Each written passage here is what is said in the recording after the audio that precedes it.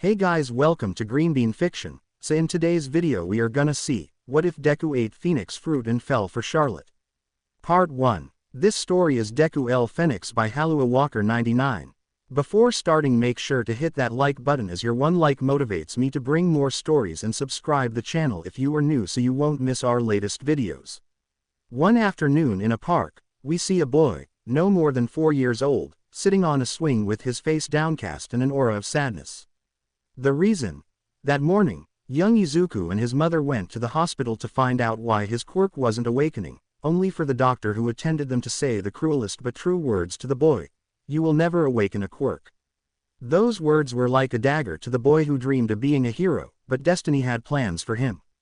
Izuku's thoughts: "I don't have a quirk and I never will, I'll never be able to be a hero." These were the thoughts that crossed Izuku's mind until something caught his attention. A small blue bird stood in front of him. The bird looked at him as if with its mere presence it was saying, "I can help you fulfill your dreams, so don't be depressed." Looking more closely at the little bird, Izuku noticed something tucked between its tiny feet, a piece of cloth. Curious, Izuku picked it up, but before he could see it completely, the little bird snatched it and flew up into a tree, singing a beautiful song unlike any Izuku had ever heard. The bird looked at Izuku, then pointed with its beak in a direction, and when Izuku looked, the bird flew off in that direction. Izuku's thoughts: does he want me to follow him? After following the small feathered animal, Izuku ended up on a beach that seemed completely deserted.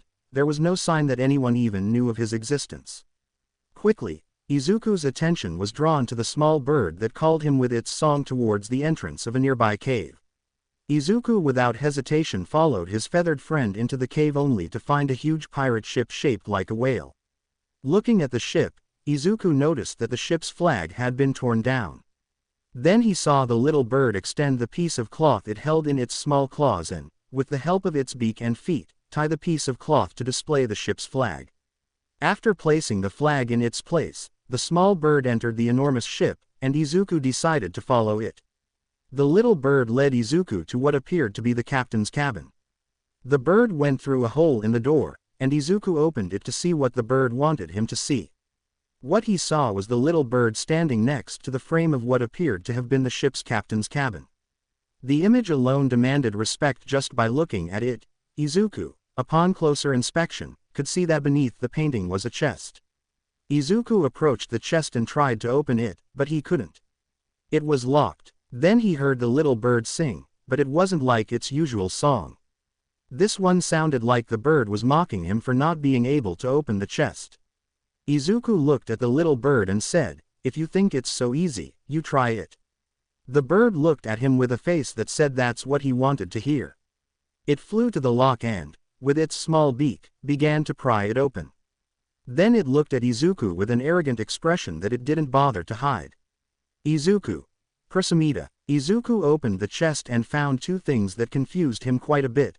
One was a letter with a symbol identical to that of the ship's flag, and the other was a fruit he had never seen before. Izuku took the letter and began to read it while the little bird perched on his shoulder. "To whoever finds this letter, young man fortunate enough to find this place, if you are here, believe me when I say it was no mere coincidence. If you are reading this, it is because you are a descendant of one of my sons, and it is his spirit that guided you to this place. On this ship, I left all my son's belongings along with my own, and now they are rightfully yours, your inheritance, the clothes, the weapons, my maps, the ship, and our devil fruits. By now, you are surely wondering what devil fruits are.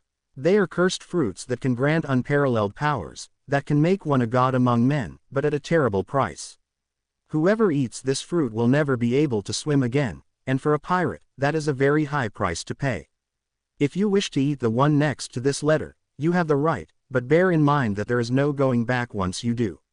You can also keep this one and consume the one belonging to my other sons, which is in their rooms. The ship, but I doubt the spirit of my son who brought you here will give you that option. In any case, I wish you the best of luck, and remember that no matter what path you choose for me and all my children, you are an important member of our family, and nothing is more important than family. I bid you farewell, my dear grandson, and know that when your time comes to leave, we will be waiting for you with open arms and a smile. So, Go in search of adventures and become a legend. Signature: Edward Newgate, Captain of the Whitebeard Pirates. After finishing reading, Izuku cried tears of joy upon realizing that not only could he be a hero with the power offered to him, but he also had a whole family that supported him and believed in him. He didn't hesitate and took the fruit in his hands, only to look at the little bird that was looking at him as if to say, "You heard the old man, eat the fruit." Without thinking twice, Izuku ate the fruit. He instantly regretted it. The fruit tasted horrible. Izuku saw the little bird that seemed to be enjoying Izuku's face of total disgust. Izuku somehow managed to suppress the urge to vomit, and instantly realized that his left arm was covered in small blue flames. "Finally you ate it. I was wondering when you would and if I would have to use force to make you eat it." A mature voice with a mocking touch caught Izuku's attention and he looked at the little bird that was looking at him quite happily. "Izuku, you can talk." Izuku shouted, unable to believe what was happening. The little bird: "Of course I can talk. Besides, it's very rude to refer to your elders that way," the blue bird commented mockingly. "By the way, I think it's time I introduced myself properly. My name is Marco the Phoenix, commander of the 1st Division of the Whitebeard Pirates." Izuku could see how the face of a man was displayed on half of the little bird's face. "Marco. So, Izuku, are you ready to begin your adventure?" It has been 11 years since Izuku Midoriya encountered the treasure of the Whitebeard Pirates, or rather, the inheritance given by his grandfather Shirohige and his other grandparents. During these years, Izuku was trained by the small bird that carries within it the soul of Marco the Phoenix, or as Izuku calls him, Grandpa Marco, much to his annoyance, although over time he got used to it. Marco took charge of training Izuku both physically and mentally. As a result, Izuku gained more self-confidence and was not intimidated by Bakugo. He even managed to beat him every time they fought after fully getting used to using his devil fruit powers, something that only took him 4 years. He developed a certain arrogance by considering himself invincible due to his immortality in his phoenix form, although Marco took it upon himself to show him that being immortal and being invincible are not the same thing, and demonstrated this by pecking him while covered in armament haki. Izuku also learned to use haki, with observation haki being his best, allowing him to see the near future. This is because Izuku is very observant and always analyzes everything happening around him, a habit Marco couldn't break him of no matter how many times he pecked him. Armament haki was his worst, as he only knew the basics. This is because whenever something tries to hurt Izuku, he instinctively transforms partially into Phoenix and regenerates almost instantly, making it difficult to train to become more robust. Marco tried to correct Izuku's technique, just like with observation haki, so he could use it much better, but he failed miserably to the point that he could no longer feel his beak from pecking Izuku's head so much. But what surprised Marco the most was that Izuku could use Conqueror's haki. He was so overjoyed that he performed several somersaults in the air while shouting euphorically, "The boy! He's talented. Look, father, your grandson will be a monster when he grows up. In your face, Ace, my successor surpasses yours." This, among other things, was shouted by the former Phoenix while Izuku looked at him with an anime sweat drop on the back of his neck. And not only because of that but because Marco wanted to celebrate by drinking sake, even though Izuku was only 10 years old when he realized he could use all 3 types of haki, but that didn't stop Marco from insisting until they reached an agreement. When Izuku was old enough to drink, the two of them would go and drink sake until they were unconscious from all the times Marco wanted to celebrate with sake. Izuku's mother is also happy to see that her son had a quirk and could become a hero, so much so that she had no problem with Izuku keeping Marco as his pet, and she was not surprised that Izuku talked to a bird since she thought it was part of his quirk being able to turn into a fire bird. Note: only Izuku understands what Marco says. Current time. After classes ended, Izuku walked home with Marco on his shoulder. "Marco, finally, you were freed from that prison, and my father was worried when he found out that Ace had been sent to Impel Down. This place could be considered the 12th floor, hell there. I don't know how you managed to endure so many years," Marco said with a rather childish attitude. "Izuku, it's not that big of a deal, Grandpa Marco. Besides, if I want to be a great hero, I have to know everything I can," Izuku said calmly after Marco's comments. "Marco, yeah, keep telling yourself that. In my day, All you needed to go on adventures was to know how to read a map, know how to cook the most basic things, know first aid, know how to fight with or without a weapon, and know how to sail a ship. What good is it to know how many thieves the country had, whom you call presidents and politicians?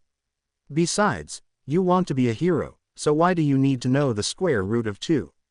Marco said that for him, school was a waste of time and also a level of torture he didn't know, and he was glad that the Navy didn't know it either, otherwise he was sure that the pirate era would have died before it even began.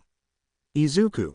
I'm not going to continue this discussion, besides, the way you talk makes you sound like Bakugo, Izuku said, knowing the result of using those words. Marco. Don't compare me to the Muslim. I still remember him trying to turn into a Kentucky chick just to annoy you, and he corrected him with pecs covered in armament hockey at a level where Virgo would look like a novice. Izuku. I know, but it was fun to see him. Izuku didn't finish his sentence as he saw a mud monster stand in front of him with a sadistic smile. ML.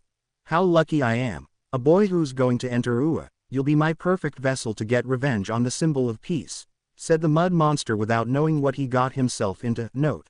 I already feel sorry for the poor idiot. Marco looked at Izuku with a knowing look, which Izuku also did, only for both of them to then look at the mud monster with sadistic smiles that gave the mud monster chills. Then cries for mercy and pleas for help could be heard from the dark bridge.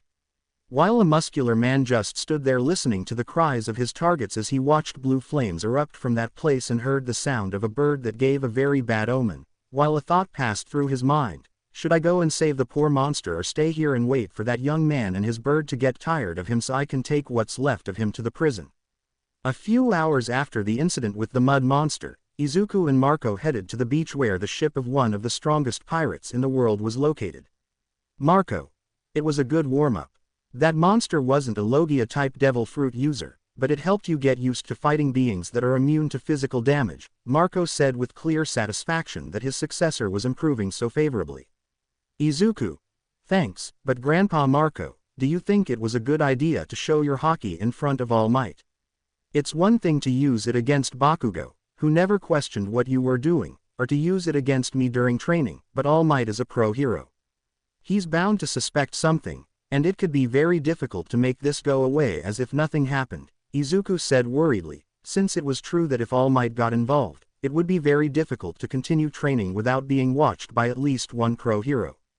Before he knew it, Izuku began to whisper about everything that could happen if that happened, until Marco hit him on the head with his wing wrapped in hockey, to bring him to his senses. Marco. Calm down, kid. While it's rare for an animal to have a quirk, it's not impossible. Remember, the principle of UA is an animal with an intelligence quirk, Marco said, trying to ease the tension. But before Izuku could say anything, Marco interrupted him. Marco. Look. It seems they're already waiting for you, Marco said, pointing with his pickaxe at the shore where the Moby Dick, Whitebeard's ship, was anchored. It had been there since Izuku pulled it out of the cave and started restoring it, as he wanted to sail the world's seas like the Whitebeard pirates did. This was his plan for when he graduated from UA. But what really stood out was that around the ship, floating a small sun with a face and a cloud with a face and a little hat. These two were Zeus and Prometheus, and if they were on the ship, it means that their creator was too. Izuku spread his blue fire wings and flew towards them to greet them, then went to the ship. Izuku. Hello Zeus, hello Prometheus, Izuku said happily upon seeing the two homies. Zeus. Hello Izuku, Zeus said with joy in his voice. Prometheus. Hello Izuku, Nei-san was waiting for you, she's in the kitchen now, Prometheus said, his voice also filled with joy. Izuku smiled at what was said. Izuku. Thanks guys, I'm coming right now, said Izuku as he said goodbye to the cheerful homies, so he could land on the deck of the ship. Marco. Why so happy to go talk to big sister? Could it be that you're already after your first romance with your nakama? Marco said with a mischievous tone. Izuku instantly turned as red as a tomato. Izuku. That's not it, Charles is just a friend, a nakama. I'm not trying to have a romance with her or anything like that, Izuku denied, trying not to look at Marco. Marco. Yes, friends, and I am an emperor penguin, said Marco as he separated from Izuku to watch the approaching spectacle, because if Big Sister was on the ship, that meant that a certain person was too. When Izuku entered the ship's kitchen, he saw his nakama and cook, who was preparing dinner for everyone. Izuku had no problem staying to eat with his crewmates, since, from the moment they started hanging out, they always ate dinner together and sometimes even slept on the boat. Izuku's mother didn't mind this, as long as Izuku texted her to let her know if he was staying there. She never questioned where her son was staying with his new friends, as she liked him being with them. They treated him well and were true friends, unlike a certain explosive blonde who always bullied Izuku or picked on the weaker kids. Because he was little, he was always told how amazing his quirk was, which made Bakugo believe he could bully others just because he was strong. For Inko, Bakugo was just a bad influence on her son, so if he was happy with his new friends, she wouldn't say anything. Izuku approached his nakama and then spoke. "Izuku." "Hi Charles," Izuku said with a smile and a slight blush on his cheeks. "Charles." "Hello Izu-kun," said the cook of the Moby Dick. Izuku was mesmerized watching Charlotte Dunois Vinsmoke, also known by the alias Big Sister. Before either of them could say anything, a new voice caught both of their attention. "Hey Cappy, you just got here and the first thing you do is go and flirt with Big Sister. What would Commander Sweet say if he found out you were after his little sister?" said a mocking voice as it approached. Izuku and Charlotte blushed and looked away. "Izuku. I'm not flirting with Charles," Izuku shouted, embarrassed, while looking at his newly arrived nakama. The one who had entered the kitchen was Lubbock Don Quixote, the lookout of the Moby Dick, who was not alone. Behind him were 3 other people, 2 women and a man. These people were Luff Roronoa, the navigator of the Moby Dick, Disk, the carpenter of the Moby Dick, and Katakuri Charlotte 8, the sub-captain of the Moby Dick. Izuku looked at the last one with a bit of fear. He was the only one of his crewmates who could fight at his level, not counting a certain monster, as Izuku and Lubbock called her, who could easily wipe the floor with both of them. Time. Lubbock began to speak again. "Lubbock. Oh, come on, Cappy, only you and Katakuri call Big Sister Charles, right, Izu-kun?" Lubbock said, laughing. Only Izuku's mother called him Izu-kun, and the fact that the sweet commander's little sister called him that eliminated any doubt about their feelings. What Lubbock and Disk were truly interested in was how the Moby Dick's second-in-command would react to the fact that his captain and his cousin, who, in Katakuri's eyes, was his younger sister, were in a romantic relationship. Katakuri approached his captain and looked him in the eyes. "Katakuri. As long as you don't make her cry and don't call me Oni-san, I won't object, Izu-kun," he said in what seemed to be a joking tone as he went to take his place at the table. Lubbock and Disk were smiling as they looked at their captain, who seemed to be coming back to life after that scare, until the 3 of them realized something. Katakuri played a joke. "It's the end of the world, every man for himself!" Quote. The 3 shouted as they ran around like headless chickens in every direction. Charlotte watched them with a nervous smile, and Katakuri just closed his eyes at the childish behavior of his captain and his crewmates, but deep down he liked it that way, since they seemed like a real family. He only hoped things would stay this way when they graduated from UA with their captain and finally sailed the world's oceans, but his thoughts were interrupted by 2 people who came running in through the only door there was. These were Fremy Speeddraw, the gunner of the Moby Dick, and Trafalgar D. Waterlaw III, the doctor of the Moby Dick, who came with annoyed faces and with one blow calmed the 3 brainless chickens. Marco watched the spectacle from the front row. His successor and his nakama always gave him a show worth seeing. As he watched, he couldn't help but remember his own nakama, his brothers in arms, and above all, his father, in everything but blood, but whom he felt as if he were. Flashback. Marco stood beside his father and captain, surrounded by all the other Whitebeard pirates. They were all drinking and celebrating, all except Marco and Ace, who were looking at their captain seriously. "Ace. How can he be so calm and relaxed when Teach is still alive?"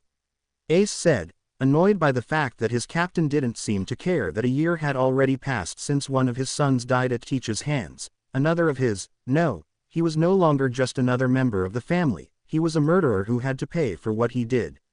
Marco. "I agree with Ace, what Teach did is unforgivable," said Marco while impersonating his father. Marco never questioned his father, but this time he believed his attitude was not appropriate. Whitebeard. What do I gain by chasing Teach? What do you gain from his death? I'll tell you what we gain. Nothing. Killing him won't bring my son back, nor will it be enough to make him pay for what he did. I don't intend to endanger my family for a foolish revenge. We are a family, and as such, we always look out for each other. If Teach ever threatens another member of this family again, I will personally kill him, the old pirate said in a firm voice.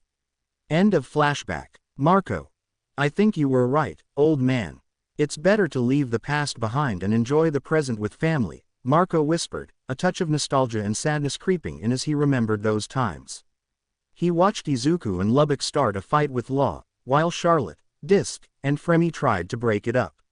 He intended to intervene to restore order before their fight awakened a certain prince, as he always referred to the monster Izuku and Lubbock feared, until he noticed something outside the ship. Things will get interesting, Marco thought as he looked at the object of his attention. Back to the possible fight. Izuku. Please, move aside, Charlotte, I'm going to beat the crap out of Law, Izuku said, trying to move Charlotte without hurting her, but she refused to let him go and fight. Law. If you stopped screaming like a girl, I wouldn't hit you, Law said, trying to break free from Fremy, who was holding him by the waist to prevent him from moving forward. Izuku. I don't scream like a girl, Izuku protested, indignant at his doctor's words. Behind Izuku, a shadow rose up, and it had an evil gleam in its eyes. Keikaya, was the manly cry of the ship's captain when he felt someone playfully bite his neck. I'm sorry, Cappy, but I couldn't resist trying to scare you, said the person in charge with a smile on her face. It was Levi Kazama Roranoa, the spy and archaeologist of the Moby Dick, who saw her captain upset by what had happened. Izuku. I expect a good explanation for this, Izuku said complained. Levi smiled and turned his gaze outside the ship. What the others saw was like blood. Outside the ship stood All Might, and in front of him was the ship's guardian, Monkey Habari D. Kiyoya. Kiyoya. Your presence here will disturb the herbivores even more than they normally are, so I'll bite you to death, Kiyoya said as he grabbed his tonfas and engulfed himself in purple flames. All Might would never admit it, but that boy in front of him instilled in him a much greater fear than All for One ever did. Inside the Moby Dick, Katakuri looked out one of the windows at what was happening outside the ship. Next to him was Luff, who had not moved from his place since he entered the kitchen. Luff. Did you know this was going to happen? Luff said in an expressionless tone. Katakuri did not answer his Nakama's question, and continued looking out the window without saying a word. Luff. Why didn't you say anything, when you could have anticipated what would happen and prevented a possible catastrophe? You just stood there waiting without saying a word, Luff said again, showing no emotion in his voice. Katakuri looked at her for a moment, then turned his attention back to the impending massacre outside. Katakuri. Izuku, like me, has such advanced observation haki that he can predict the future, but this ability can only be used if the user is calm and focused. Izuku is our captain, and therefore, he has to mature as such. Anticipating these situations is something he has to learn, and I can't be making things easy for him and solving problems for him, Katakuri said seriously while not taking his eyes off the window. Luff. Could it be that, like the captain, you relaxed so much that you didn't see what was going to happen until it was too late to stop it? Luff said with a slightly mocking tone, while looking at the second in command of the Moby Dick. Katakuri didn't answer, but a slight blush could be seen, well hidden by his scarf. With the execution of All Might. I mean, the fight between All Might and Kiyoya. All Might could only curse himself for having come to that beach alone, and all because of his stupid curiosity. Flashback. After Izuku and Marco gave the mud monster the beating of the century, All Might took it upon himself to take him to the authorities, but while doing so he kept wondering one thing: who was the boy who defeated his target? He was clearly a young man who hadn't yet entered UA or any other hero academy. This was easy to tell from the uniform the boy was wearing. But the question was, who taught him to fight like that? Only in hero academies are students taught to fight. Throughout their elementary and administrative training, young people are taught not to use their quirks in public and are made aware of the potential consequences of misusing them. To All Might, it didn't make sense that a boy of that age, without proper combat training, could handle a villain with such ease, appearing like a veteran. He was certain the boy was training with someone with extensive battle experience, and he wanted to speak with that person, not only to congratulate them on their excellent work but also to determine if the boy had what it took to be his successor. But unfortunately for the pro-hero, things didn't go as planned. The boy attended an average school and had no contact with any active or retired heroes. Nothing he searched through his academic records provided the answer he sought. Therefore, he decided it was best to follow the boy the next time he saw him. By luck or misfortune, he found him walking toward an abandoned beach. The hero followed him discreetly, and what he saw next left him speechless. There was a huge ship on that beach. All Might had no doubt. If the boy was being trained by someone, that person must be on the ship. All Might would have entered with one of his flashy entrances, but when he saw the little sun and the cloud Prometheus and Zeus, respectively, he was surprised by their appearance. Although he thought they were the creation of some quirk, it wouldn't surprise him if that were the case. He knew some heroes who could create almost impossible things. He intended to go and talk to them calmly, seeing how the boy was talking to them so peacefully, although, due to the distance, he couldn't hear the conversation. But he changed his mind when he saw them trying to electrocute a poor mouse that tried to enter the ship. While chasing it, the two were shouting things like, "Ne-san doesn't like pests," or, "If you eat the food Ne-san prepared, she's going to be very angry." All Might decided to wait for the two strange creatures to calm down and go ask about the owner of the ship, always with the idea of not disturbing the sun and the cloud in the slightest. To his surprise, when he calmly told them that he wanted to speak with the owner of the ship to give a registration pass to the boy he met that afternoon, whose name he learned through his research was Izuku Midoriya, both the sun and the cloud let him approach the ship without problems.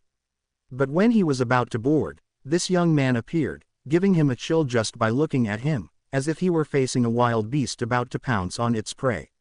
End of flashback. Before All Might could say anything, Kyoya launched his attack. All Might managed to maintain his distance at all times, thanks to his past battle experiences, but unfortunately for him, the more he tried to avoid confrontation, the more annoyed the young man in front of him became, and the more forcefully and rapidly he attacked. On the ship, Izuku and his crewmates watched the fight, if you could call it that, with rather varied opinions. Lubbock hoped All Might would manage to satisfy Kyoya's bloodlust, otherwise, he knew that monster would come after him to quench his thirst.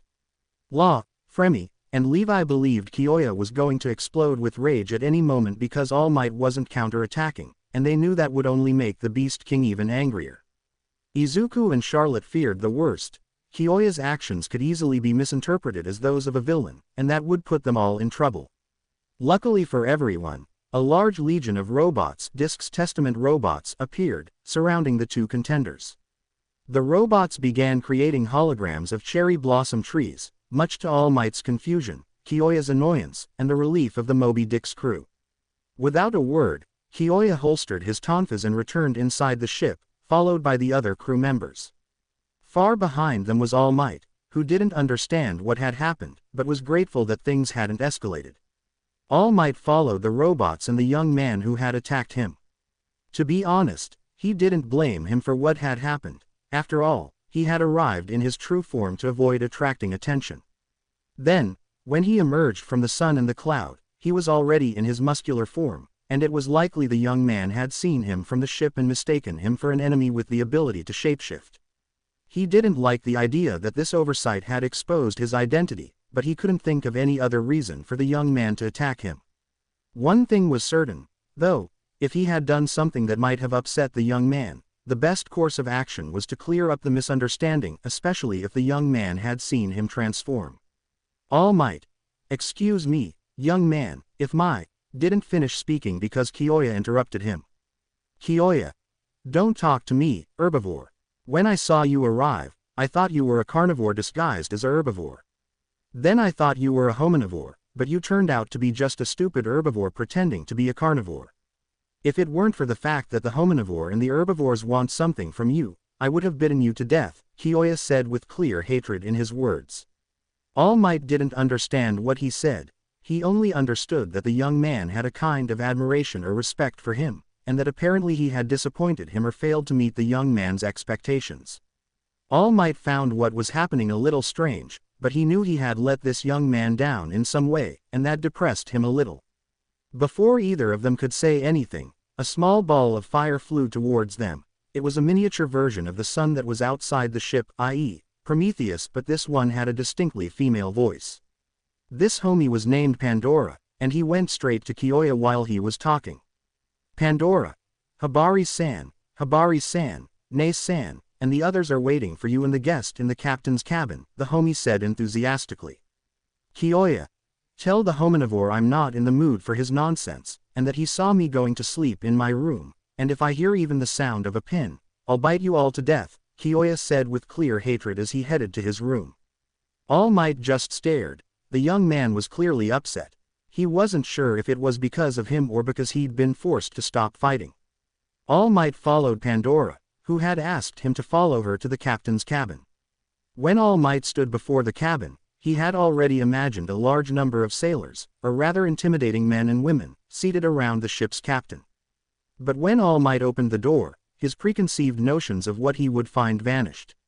What he saw was a group of young people sitting around a large table, looking at him and offering him a seat. All Might considered saying something, until he noticed the many old pirate portraits on the walls, along with "Wanted, Dead or Alive" posters. This struck him as odd, until his attention was drawn to the young man he wanted to speak with to see if he could be his successor. He noticed that this young man was sitting in the center of the table, and above him was a portrait of what appeared to be a pirate captain. All Might had no more doubts. The boy was the leader of this group, but when he was about to speak to confirm it, the young man began to speak. Izuku. It's a great honor to have you on our ship, All Might. I apologize for Kiyoya's behavior. He's the one in charge of defending the ship from potential enemies and takes his job very seriously, Izuku said calmly with a smile as he looked at his idol. He was holding back from asking for an autograph, but the situation demanded that he behave like a captain, and the first thing Marco taught Izuku about being a captain was, a captain always thinks of the well-being of his crewmates and then of himself. For Izuku, this was one of those situations where he had to think of his crewmates as his top priority.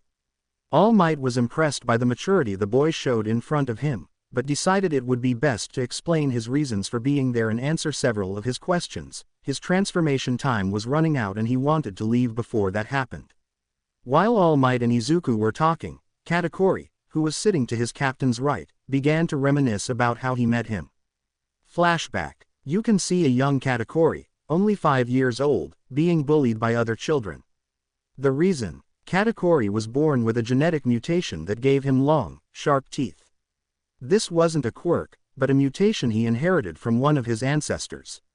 And not only that, but Katakuri didn't have a quirk either, which made him just a deformed child with no value to the other children. Katakuri always suffered a lot because of his teeth. His own parents abandoned him when they found out he didn't have a quirk. Most likely, they were worried about public opinion regarding having a son with a genetic mutation and no quirk. This wasn't all. They also left him in a very dilapidated house that was falling to pieces.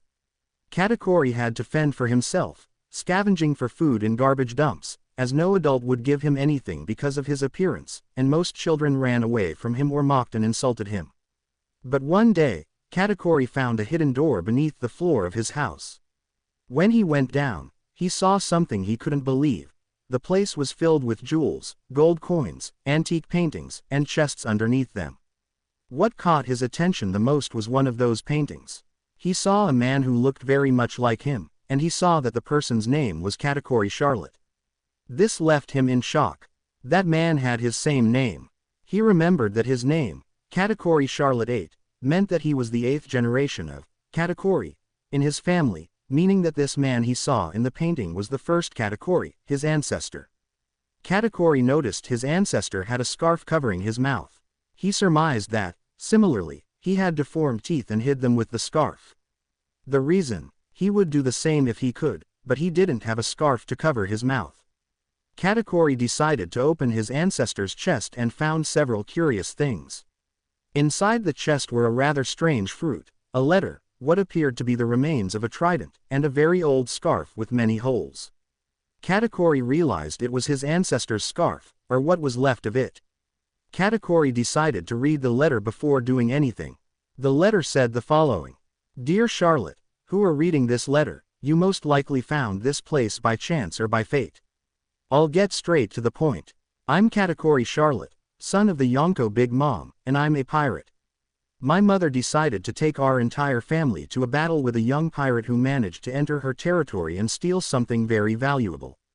The thing is, I was able to predict what will happen when we reach our destination.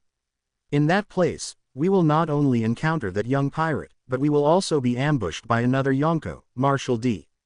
Teach, the pirate Blackbeard. His forces will overwhelm us, and all of us, including my mother, will die in that battle.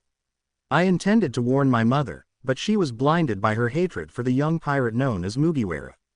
No matter what I say, nothing will change her mind. However, that same pirate showed me that even if there are things I can anticipate, the future isn't set in stone, and each of us can create our own destiny. I intend to defy that future. If you find a fruit and my belongings along with this letter, it means I at least managed to survive and hide all my family's possessions in a safe place. If that's the case, you can keep everything. It's yours now. Do whatever you want with everything you see. By the way, the fruit next to the letter is my devil fruit, a fruit that can grant superhuman powers to whoever eats it. However, that person will be rejected by the sea. You can eat it if you want, or sell it to earn more money. Many people would pay fortunes for a devil fruit. The only thing I ask of you is one thing: find a family and protect them with your life. Family isn't necessarily about blood ties, but about accepting you just as you are. Only when you find that family and protect them will you know a power that surpasses any other in this world. That power is the happiness of being with the people you love. I wish you luck. Charlotte Katakuri Firm. When Katakuri finished reading, he didn't hesitate for a second and swallowed the entire fruit. He knew instantly that it tasted awful, but he'd eaten worse things on the street. Then he put on his worn scarf and left the house. He had a goal in mind: to find that family his ancestor had told him to look for. This ended up where we started, when some children decided to tease him about his worn and torn scarf. But before they could do or say anything, Katakuri lowered his scarf and smiled at them. Imagine him younger and without the scars. Katakuri. What's wrong, cat? Got your tongue? Said Katakuri with a mocking tone in his voice. The children were annoyed that this useless boy, as they saw him, was laughing at them, which sparked a fight. Katakuri quickly gained access to his devil fruit powers, but his lack of experience with them and the numerical superiority of the others left him lying on the ground. Both he and the other children suffered various injuries, but Katakuri took the brunt of them. The other children ran to their mothers. They hadn't expected Katakuri to defend himself, and so they left, afraid of him. Katakuri looked at the sky, which seemed like it was going to rain, but something blocked his view. That was the first time he saw him, that green-haired young man who changed his life for the better. Izuku, if you stay here you'll get wet. How about you come to my house until the rain stops? Said Izuku as he extended his hand to help him up. Something Katakuri hesitated for a few seconds before accepting his help, only to realize that he didn't have his scarf. When he started looking for it, Izuku gave it to him. Izuku, you dropped it when you were fighting. I would have helped you, but I could see you wanted to do it alone, Izuku said, his eyes showing no trace of deceit. Katakuri smiled and took his scarf. When Izuku took Katakuri home, Izuku's mother greeted him warmly, even making the scarf look brand new. For Katakuri, it was clear, he had found his family. Flashback to the end. On the Moby Dick, Izuku was having a conversation with his idol, though he was a little worried that Kyoya's actions could be interpreted as an attempt to eliminate the symbol of peace. Luckily for Izuku, All Might clarified that he forgave the carnivore, and even admitted that it was his fault for approaching him suspiciously. Izuku was very calmly answering All Might's questions, omitting anything related to devil fruits or hockey, until Izuku noticed something strange. For several minutes, All Might seemed to be releasing a faint vapor. It was too small to notice with the naked eye, and it didn't help that the only source of light in the room was an old chandelier. Izuku used his observation hockey to see what would happen. He didn't want to believe the man in front of him was an imposter, but he wouldn't risk endangering his crewmates just because he doubted whether they were facing an enemy. Katakuri glanced for a moment into his captain's eyes. He knew that look, and smiled beneath his scarf before following the green-haired man's lead. Neither Katakuri nor Izuku said or did anything for several seconds, their eyes were wide open in shock. All Might and the crew of the Moby Dick were puzzled by this, until the steam emanating from All Might suddenly increased. All Might had transformed back into his original form, and the shock felt by Izuku and his second-in-command was quickly shared by the rest of the crew. All Might cursed himself for having been so careless. He had been so calm and relaxed chatting with the green-haired young man that he had forgotten he had little time before transforming back. All Might. Well, I didn't want this to happen, but there's no way around it. Before you ask, if I am the real All Might and not an imposter, what you see is my true appearance. I used to be able to maintain it for much longer, but that's no longer possible because of this. After speaking, All Might lifted his clothes to reveal a huge scar. Izuku looked at the wound for a second, then looked at Law. He didn't have to say anything. Law knew his captain and knew exactly what he wanted. Law stood in front of All Might and then said, "Room," causing a semi-transparent dome to appear. Before All Might could say anything, Law drew his sword and said, "Scan." Then he looked at Izuku and said in a serious voice, his stomach was severely damaged, as was his respiratory system. There are also signs of malnutrition. This is due to the damage to his stomach. It can't process solid food or food suitable for proper nutrition. I also found significant wear and tear on his cellular tissue and muscles. This is caused by the use of that transformation. And what surprised me most was finding DNA from other people, as if many individuals shared a single body. When Law finished giving his analysis of his patient, all the crew members of the Moby Dick except for Izuku and Katakuri were once again in shock. According to Law, All Might was more dead than alive. In fact, the fact that he had been with that kind of injury the whole time and never showed any sign of pain or discomfort was something they couldn't believe. Meanwhile, All Might felt like he was having a heart attack. The young man knew in an instant all the damage to his body, including the DNA of many people, but before he could speak, Izuku took the floor. "Izuku. And after your diagnosis, can you help your patient, Dr. Law?" Izuku said without taking his eyes off the aforementioned. "Law. Who do you take me for? I'm a surgeon, not a wizard," said Law, which didn't surprise All Might. He already knew that his condition was incurable, but Law continued, "In a year at the very least, I'll have you as good as new," Law said with a smile. The idea of achieving impossible things was something he loved, especially if he could test some new treatments he had planned for injuries of that level. All Might felt like he was about to have a heart attack. This young man said he could cure him in a year, and although it was a long time, it didn't make it any less incredible. He had seen the best doctors and they all told him there was no way to cure him, but this young man was giving him hope. "All Might. Are you serious? I went to the best doctors and they all told me it was impossible to cure me." "Law. Don't compare me to those rookies.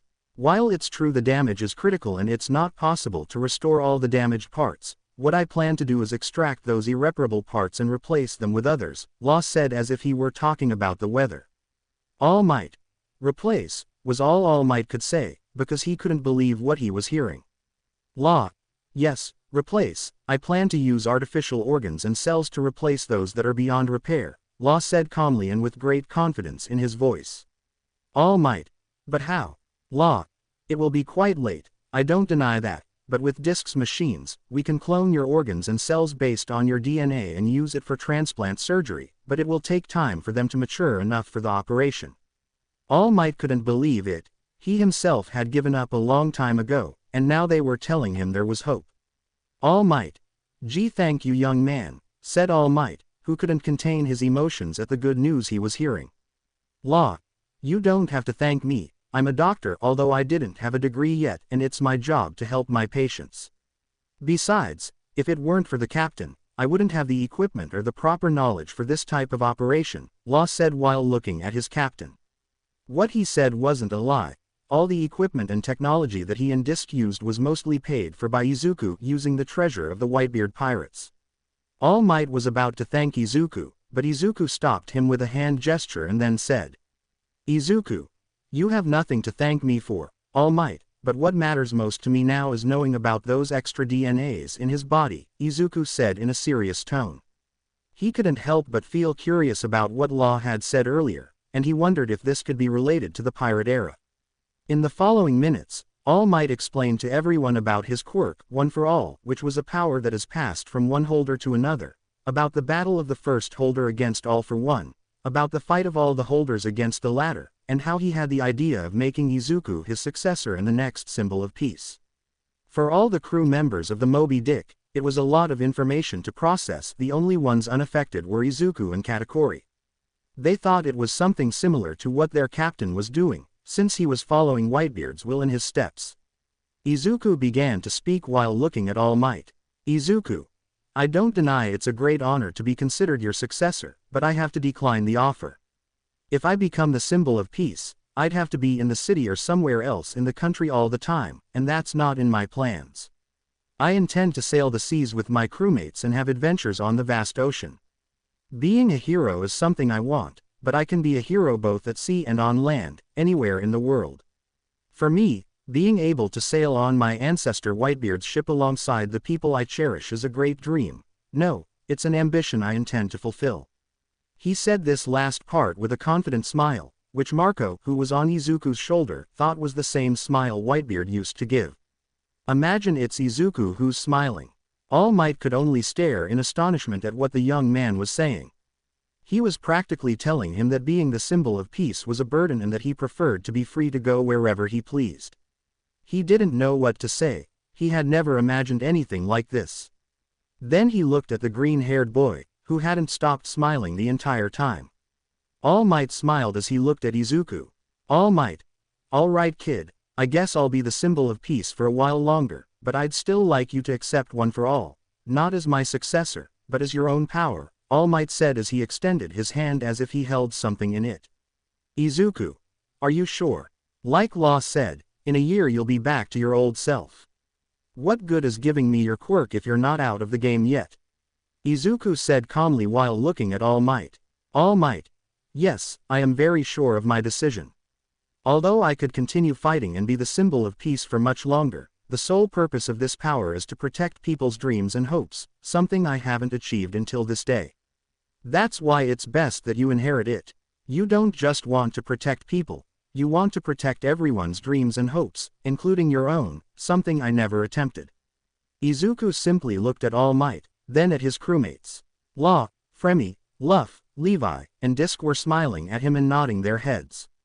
Lubbock gave a thumbs up. Charlotte smiled in a way that made Izuku understand she agreed. Katakuri looked at him seriously and then nodded, and Marco looked at him proudly, gesturing with his wing for him to give his answer to All Might. Izuku. Okay, I'll accept One for All, Izuku said while looking at All Might. Outside the ship, All Might and the crew of the Moby Dick can be seen saying their goodbyes. They have already confirmed to All Might that they will enroll at UA for the next registration period. For his part, All Might told Izuku that he would give him One for All later, since he needed a resistant body to possess it. He doesn't know that with his current condition he meets the requirements to have it and that he would then help him get in. After All Might left, everyone returned to the ship to eat Charlotte's food, which luckily didn't burn because a certain carnivore took care of it, with the excuse that he doesn't like overcooked meat, even though that night's dinner didn't have meat on the menu. The time for the UA entrance exams had finally arrived, and for Izuku, it had been a long wait. After All Might realized that Izuku had the physical condition to use One for All, he decided to grant him the quirk. However, things didn't go very well for Izuku. The first problem was that he couldn't control One for All, so he always ended up breaking an arm or a leg, but this problem was quickly solved thanks to his devil fruit. The second problem was Kyoya, since All Might had said that he had to train to get used to using One for All, to which Kyoya offered to be his training partner. He lunged at Izuku and tried to bite him to death. Although it was clear that the more Izuku showed what his new quirk could do, the more annoyed Kyoya became by the fact that All Might refused to fight him. He intended to help the omnivore, as he called him, so that he could use that power and then enjoy a good fight when he mastered it. Although for Izuku it was more like an attempted murder than help. Already at the entrance of UA, Izuku and his nakama were at the entrance ready to enter. Izuku. I still can't believe I'm going to study at UA, I feel a little nervous, said the green-haired boy as he looked at the facilities. Marco. Relax, kid, you've worked really hard for this day, even your idol recommended you for entry, you'll see it will be easy, Marco said calmly to try to ease his successor's nerves. Izuku's friends intended to help him calm down, until his gaze fell upon someone. The person they saw was Katsuki Bakugo, their captain's former best friend. When Bakugo entered the building, Izuku's mind began to recall how their friendship had been completely erased. Flashback. When Izuku had just begun to understand his devil fruit powers, he went to find his friend Bakugo, and if possible, he asked him to be his nakama, friend. It was only natural, after all they were friends, or so Izuku believed. After Izuku showed Bakugo what he could do, he expected him to be as excited as he had been the first time he could use it at will. But instead, he got an explosion to the face. Before he could even ask why the attack happened, Bakugo started hitting and insulting him, saying things like, "Stupid, useless idiot. Don't think that just because you have a quirk now you're equal to me. You're just a piece of trash, a useless piece of shit Deku," among other similar things. Marco took it personally that his successor was being treated this way and decided to intervene. He started stomping on the bomb kid, but for Izuku, what happened was a real eye-opener. Bakugo wasn't his friend, he was just a conceited kid with a huge ego. From then on, he only saw him as another rival to beat. End of flashback. The crew of the Moby Dick just glared at the Muslim with annoyance and hatred. It was no secret how that angry blonde had treated his captain in his childhood, but before any of them could attack Bakugo, Izuku calmed them all down and convinced them to go inside at once so they could take the entrance exam. After a few hours of taking the written exam, the applicants to UA were listening to one of the professors explain how the next exam would be administered. This exam consisted of destroying or neutralizing robots. Each robot had a numerical value from 1 to 3, with 1 point being the weakest and 3 points the strongest. However, there was a fourth robot, the strongest, worth 0 points.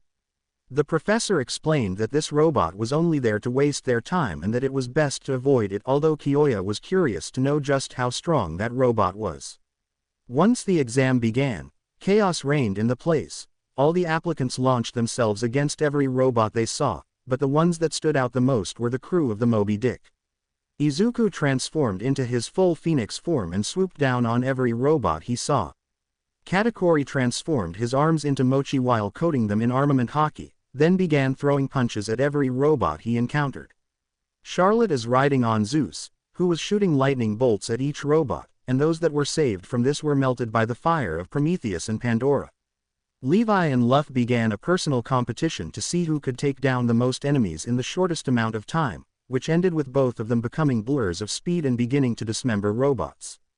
Lubbock created a giant spider web over the test area, and from there he launched himself at every robot he saw with an axe made with his quirk and his Akuma no Mi. Fremi, meanwhile, was on the roof of one of the buildings and, using his observation haki, located the robots and shot them with precision. La took things a little more calmly, created his room space and began to chop to pieces every robot that came within range. Disc managed to hack several 1- and 2-point robots, and sent them to fight the 3-point robots. And Kiyoya practically took it upon himself to start an Armageddon for the poor robots. In the observation room, all the teachers were amazed by these 10's abilities, and they all agreed that they were the best of their generation and had a bright future at UA. "Well, I think it's time we let the big guy go," said one of the teachers, then pressed a button. In the test area, a tremor could be felt, and then they saw the 0-point robot.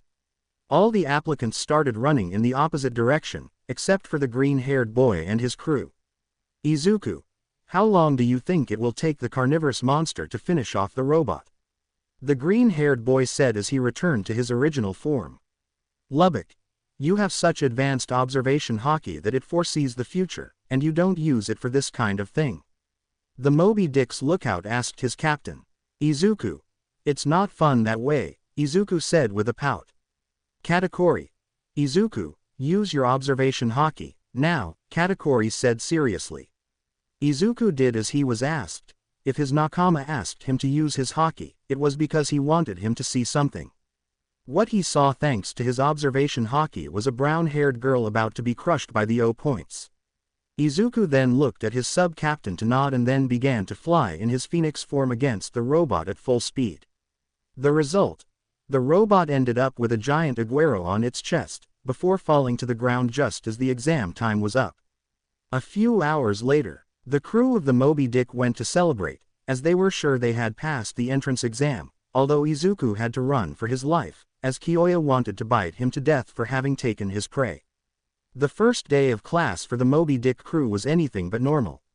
When they entered the classroom, the first thing they saw was Bakugo arguing with a boy wearing glasses, who introduced himself as Tenya Iida. When Iida recognized Izuku, he immediately praised him for discovering the secret behind the entrance exam, although Izuku felt Iida's behavior was a bit exaggerated, since he had only saved a girl who needed help. After receiving Iida's praise, the same girl Izuku had saved introduced herself and thanked him for saving her. The girl's name was Ochako Uraraka, who was just as excited as Lida, showering the green-haired boy with praise. After everyone started to feel comfortable, a man in a sleeping bag entered the room. This man was Aizawa Shota and he was the teacher of Class 1A. After getting his students' attention, Aizawa told them all to go to the courtyard for a quirk exploitation test. Which brings us to this moment, where Aizawa was explaining how they were going to do it.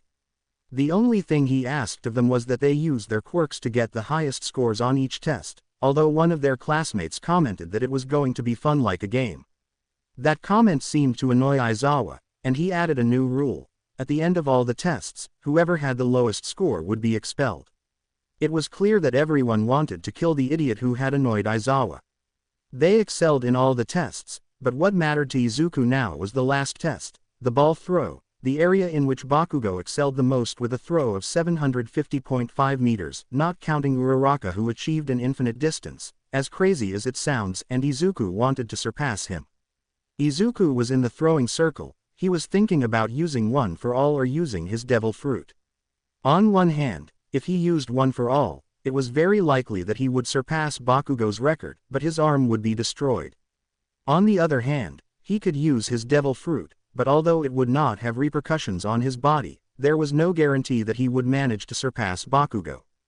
Faced with this dilemma, Izuku decided to use both at the same time. In this way, all the damage caused by one for all would be healed by the flames of the Phoenix fruit. Izuku got into position, threw the ball upwards, and then transformed his arms into his blue fire wings. Izuku, Phoenix Goen, Great Phoenix Flame was the green-haired boy's shout as he created a powerful shockwave with his wings and added the power of one for all. The shockwave sent the ball flying a great distance, and when Aizawa saw how far it traveled, everyone was speechless except for Izuku's friends. 1.2 kilometers, it was insane to anyone who thought about it, but a certain blonde boy was more furious than surprised. Bakugo, damn Deku, was the furious blonde's shout, who launched himself towards Izuku, ready to tear him to pieces, or so he thought. Aizawa intended to stop him, but for 2 seconds, he was beaten to the punch. Bakugo lay on the floor, Katakuri's foot pinned behind him, his hands bound by Lubbock's strings, Law and Luff pointing their swords at him, and Levi holding a kunai just inches from his neck. When Iida and others in the class tried to intervene to save Bakugo from his impending death, both Zeus and Prometheus told them what to do. Levi moved a little closer to Bakugo's face and said in a serious and almost expressionless tone, "Levi, listen carefully to what I'm going to tell you. If you try to attack the captain again, I don't promise you'll come out unscathed," were the words of the ninja, which clearly sounded like a threat.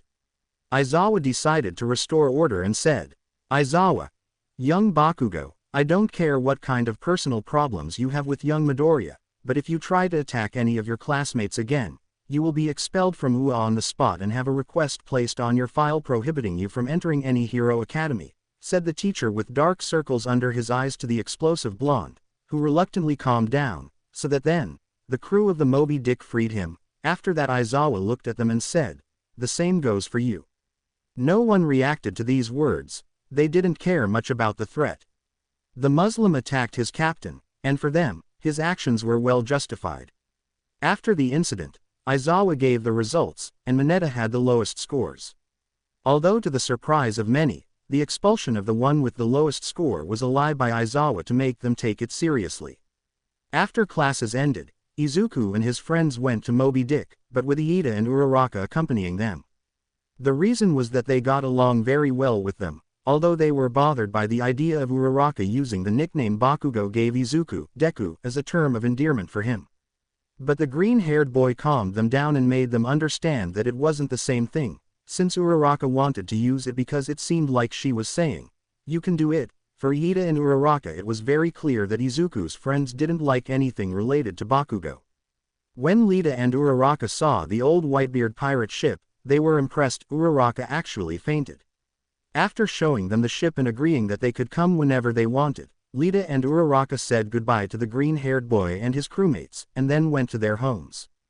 The next morning, Izuku and his friends were having normal classes at UA, much to Lubbock's boredom, until it was time for hero training class. "All Might. I'm entering through the door like a normal person," said the symbol of peace as he entered the room in an exaggerated manner. Law actually wanted to check him again. He was absolutely certain that the excessive use of One for All was damaging his neurons, and that's why he was acting like this. All Might was standing on the UA training grounds, waiting for his class to begin combat training. Then Class 1A entered the training field wearing their hero costumes. All Might. They say that clothes make men, ladies and young people. Be fully aware. From now on, you are heroes.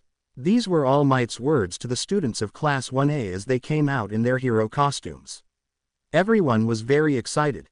After all, the number one hero was going to give them a lesson. Uraraka went to compliment Izuku on his outfit, since they looked like a pirate captain, although that was the idea, but suddenly Charlotte caught Izuku in a hug and then looked at Uraraka without letting go of Izuku with a face that was not friendly. "Lubbock. Calm down, big sister, you look like a lioness defending her territory," Lubbock said mockingly. "Kiyoya. It's natural. She's asserting her authority as the female of the hominivore," Kiyoya said expressionlessly. Charlotte was as red as a tomato, and in an instant she let go of the green-haired boy, who was also blushing. All Might decided to call his students' attention to start the combat class. All Might. Well, leaving personal matters aside for later, I'll explain what we're going to do. It's create a real battle simulation, said All Might, before explaining how these battles would be. The students would be divided into two groups of 7 teams of 2 members each. One group would be the heroes and the other the villains. All Might then took out 2 boxes and randomly assigned the teams, and then randomly arranged the matchups. Group 1 Izuku and Uraraka, heroes vs Bakugo and Lita, villains. Group 2 Todoroki and Mezzo, heroes vs Ojiro and Hagakure, villains. Group 3 Denki and Jiro, heroes vs Lubbock and Fremi, villains. Group 4 Tokiyami and Suyu, heroes vs Levi and Luff, villains. Group 5 Law and Koda, heroes vs Kirishima and Rikido, villains. Group 6 Mina and Aoyama, heroes vs Katakuri and Charlotte, villains. And Group 7 Kiyoya, Disc and Siro, heroes vs Momo and Mineta, villains. Lubbock and Izuku said, "Kami-sama, please have mercy on the poor souls who had to fight the carnivorous monster," like a prayer to heaven, but in reality, they were happy that they didn't have to fight Kiyoya. Charlotte was upset because she wasn't put on Izuku's team, while Uraraka was Katakuri decided not to say anything and wait for Charlotte to calm down a bit. All Might proceeded to explain how the battles would be. The villains have a nuclear bomb. Their job is to hide it and stop the heroes until time runs out, and the heroes have the task of finding and disarming the bomb. With the first group, Izuku and Uraraka were at the entrance of a building, where the villains with the bomb were supposed to be. Izuku quickly devised a plan. He knew Bakugo would go after him alone and wouldn't worry if Uraraka walked right past him and went straight to Iida's location. In fact, he would let her pass so they would be alone. You didn't need his observation haki to know what the terrorist was going to do. It was too obvious that things would turn out this way. Although it suited Izuku this way, if Uraraka wasn't nearby, he could use his strongest attacks without worrying about her becoming collateral damage, although he wouldn't be foolish enough to use his most destructive attack inside the building. After all, what kind of idiot uses a highly destructive attack in an enclosed space and risks bringing the whole structure down? When they entered, it didn't even take 5 minutes for the bomb kid to appear and do what Izuku guessed he would do. "Bakugo. Now those obstacles aren't around to save you, you damn Deku," the furious blonde said while looking at Izuku with a sadistic smile. Izuku put on his best poker face at this, Bakugo was so obvious in everything that he even said the exact same words he thought he would say. In the observation room, All Might and the rest of Class 1A watched what was happening. To the more level-headed among them, it was clear that Bakugo wasn't thinking rationally, since he let Uraraka go ahead to meet Iida, even telling her which floor he was on. This only proved that he was just looking to fight the green-haired boy on a whim, quite childish behavior, in fact. For the crew of the Moby Dick, this was pure gold. They had front-row seats to watch their captain wipe the floor with the raging blonde. All they needed was some popcorn and a soda, and they could enjoy an unparalleled show. Back with the two ex-friends. Bakugo, with his characteristic impatience, launched the first attack, trying to hit Izuku with one of his explosions, but the green-haired boy grabbed his arm and threw him with a judo hold. Although Bakugo recovered quickly and attempted another attack, this time he went over Izuku and tried to hit him with an explosion on his back, but the result was the same, and this pattern was repeated for a while. In the observation room, the Moby Dick's courts smiled as they watched their captain throw the explosive blonde man to the ground like an old rag. Even Lubbock regretted not having a camera to immortalize the moment. For the other students in Class 1A, one thing was clear: Bakugo and Izuku had known each other for a long time. Izuku seemed to anticipate Bakugo's every move before he made it, and this is only possible if you've known someone for a long time. Note: Izuku isn't using his observation haki to fight Bakugo, since he knows his fighting style so well that he doesn't even need to. Back to the fight. In a moment of frustration, Bakugo launched a powerful explosion, which managed to reach Izuku, but the damage was minimal as he was not in the epicenter of the expulsion. Izuku got up after being expelled, and began using his blue flames to heal his wounds. Bakugo, for his part, was a little calmer now. He had already managed to land an explosion on the green-haired boy, but his crazy mind had the idea to use one of the accessories of his suit in the worst place and at the worst time. Bakugo, let's see if those idiots from the support department managed to do what I asked them to do, said the blonde as he grabbed the ring of one of his grenade gloves. Izuku decided to use his observation haki to find out what the crazy blonde was up to. His instincts told him it was something dangerous, and they were right. When Izuku saw what was coming, he took his full Phoenix form and prepared for the explosion. When Bakugo used his new toy, he destroyed the entire area in his field of vision, and it was a miracle the building didn't fall on him, although, much to his annoyance, Izuku was in his place, still in his Phoenix form, and looked at Bakugo, then returned his head and torso to his original form, but leaving his arms and legs in his Phoenix form, then signaled for him to attack. Bakugo intended to use his attack again, but All Might stopped him, telling him that the attack was for outdoor use and that if he used it again, he would be eliminated from the fight. However, this did not stop Bakugo from charging at the green-haired boy, something that Izuku actually imitated. The two began exchanging punches and kicks, although Izuku was the one who had more control in this area, this because the green-haired boy studied in detail the fighting style of several heroes, including Bakugo. In addition, his zone-type devil fruit gave him a greater advantage in physical combat. After a few minutes of continuing to attack each other in that way, they proceeded to take a step back to breathe and think for a while.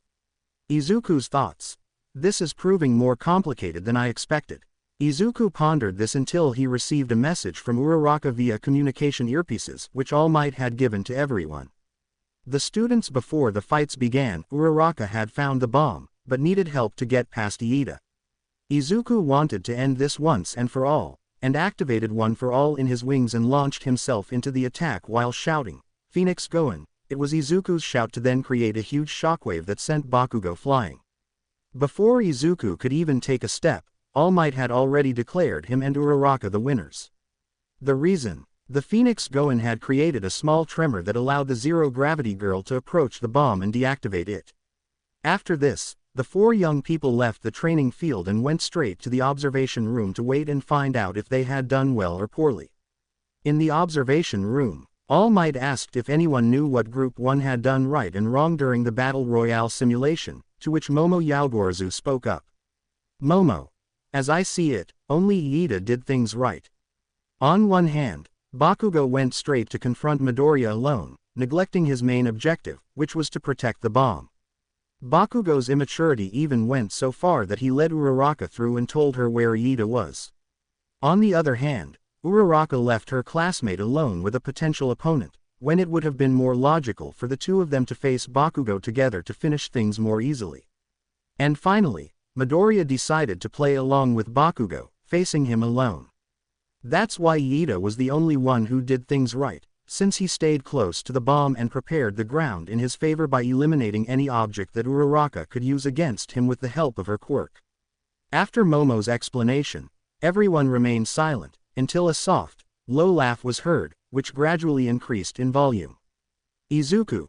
Ha ha ha ha, what, I played along with Bakugo. Ha ha ha, that's the best joke I've ever heard, said the green-haired boy, who looked like he was about to die from laughing so much. Momo. I don't see what's so funny, said the dark-haired woman with clear annoyance. Izuku.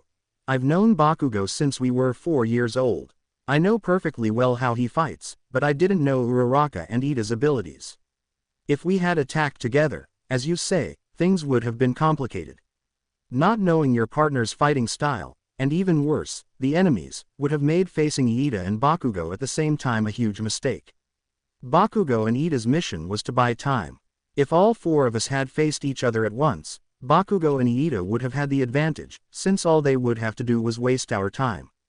But if we separated them, things would have turned in our favor, because I know Bakugo's fighting style perfectly. And while I was holding him off by fighting me, Uraraka would have faced Iida. That way, even if she couldn't defeat him alone, at least I would have useful information from her about Iida. To devise a plan to defeat him, and before you tell me about whether Bakugo would interfere, that's another reason why I decided to accept his idea that we face each other one-on-one. There's no point in devising a plan if at any moment Bakugo appears and, with his intervention, ends up ruining any plan against Iida that I had created, Izuku said calmly. Izuku's explanation left everyone in shock except his nakama. It seemed that both Izuku and Bakugo had let themselves be carried away by their past problems, but it turned out that only Bakugo made that mistake, since Izuku seemed to only want to avoid ruining any anti-Iida strategy, and it became clear to them that this was the case when they remembered how easily he defended himself against the blonde's first attacks. Bakugo was so furious, it seemed like he was going to explode with rage at any moment, simply because Izuku took him for an idiot. All Might. Well, I think that's enough talk. Group 2, it's your turn, said All Might, intending to divert the students' attention from the matter at hand. With Group 2, Ojiro and Hagakure were standing by their bomb, preparing for any attempt by Todoroki and Mezzo to approach, but suddenly the temperature dropped drastically, to the point that the entire building froze. Ojiro tried to move, but realized his feet were frozen, and that Todoroki and Mezzo were standing by the main entrance. Todoroki. Target secured, Todoroki said after touching the bomb and starting to thaw everything with his quirk. Observation room. All Might. That was quick, said the symbol of peace, seeing how short the match was. Well, Group 3, it's your turn. With Group 3, Denki and Jiro cautiously infiltrated the building. Their idea was to try and catch Fremy and Lubbock off guard, but they wouldn't be so lucky. Lubbock. Fremy, in how many seconds can you knock them out? Was Lubbock's question to his partner, while the two were on a giant spider web, on the ceiling of the corridor where Denki and Jiro were. Before the heroes could react, Fremy shot them with his rifle, and before the projectile could hit the two young men, it exploded, and with its shockwave, knocked Denki and Jiro out. Fremy. 3.2 seconds, he said calmly as he lowered his weapon. Observation room. All Might. Another one that ended quickly. You can tell there's a bit of a power imbalance in some teams, but oh well. Group 4, your turn. With Group 4, Tokiyami and Tsuyu intended to try and devise a plan to defeat the Roronoa, but in less than a second, a blur of speed knocked Tokiyami out. Tsuyu wanted to help her partner, but found herself immobilized by multiple shadow hands, only to then see the ninja emerge from one of them. Levi. Ninja art. 1,000 shadow hands, the ninja said to her victim. Observation room. All Might. At this rate, we're going to finish sooner than I thought, were All Might's thoughts. With Group 5, Kota and Law were facing Katakuri and Charlotte, or to put it another way, Law was facing Katakuri, while Kota was trying to prevent Zeus and Prometheus from killing him, since he couldn't ask the animals for help because the homies scared them away with all the noise they made. Law. Are you still upset about not being Captain America's partner? Law asked Katakuri, without interrupting their fight. Katakuri. It's best to wait until she calms down a bit, and then I'll talk to her, Katakuri said calmly while fighting Law. Law. But what about Kota? Law said, clearly worried about his classmate. Katakuri. His sacrifice will never be forgotten, was what Katakuri said in response to Law's question. After All Might gave the victory to Katakuri and Charlotte, and in the process saved Kota, the Group 6 match began. With Group 6, there's not much to say. Mina used her acid to keep Kirishima and Rikido at a distance and Aoyama attacked them with his laser, but this strategy failed when one of their two elements was Aoyama used his naval laser so much that it gave him such a strong stomach ache that he couldn't move, and that's why Kirishima and Rikido took the victory. And to conclude, Group 7. Momo now understood one thing. Kyoya was the most dangerous student in their class. The reason? She had come up with the idea of reinforcing the only entrance to the place where she and Mineta were protecting the bomb. But any hope that the barricade of steel beams and a concrete wall would be enough to slow down her classmates was completely shattered when she saw Kyoya destroy the entire barricade and wall, using only his tonfas and his quirk. In fact, she could only watch as the carnivore chased Mineta all over the place. The reason, Disc had told Kyoya, was that Mineta had been caught trying to spy in the girls' bathroom, which was true, and if there was anything on Kyoya's list of the 10 things he hated the most, it would be people who didn't respect the rules of an institution, and just for that reason, he already wanted to bite Mineta to death. While that was happening, Momo, Disc and Zero just watched, since they had forgotten the objective of all this. At the end of the class, Bakugo was walking towards the exit, until a voice caught his attention. Izuku. Bakugo, this fight doesn't count. Upon hearing this, Bakugo turned around and looked at the green-haired boy. Izuku.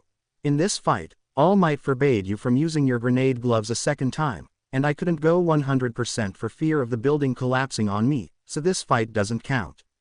After what Izuku said, Bakugo just turned around and resumed his walk home, and as he did so, he said, Bakugo. I will become the #1 hero and surpass All Might in you, so don't lose until then, you damn Deku. Izuku. Don't lose to anyone before our fight either, Izuku said before flying off towards the Moby Dick, telling his crewmates to wait for him there. What's it like having All Might as a professor at UA? How does All Might behave when he teaches? These and similar questions were what the students of Class 1A heard every morning before entering UA, since reporters invaded the entrance every day. But Izuku and his friends were tired of dealing with them, so they came up with the most efficient solution. They would all go on Zeus every morning, thus avoiding the reporters.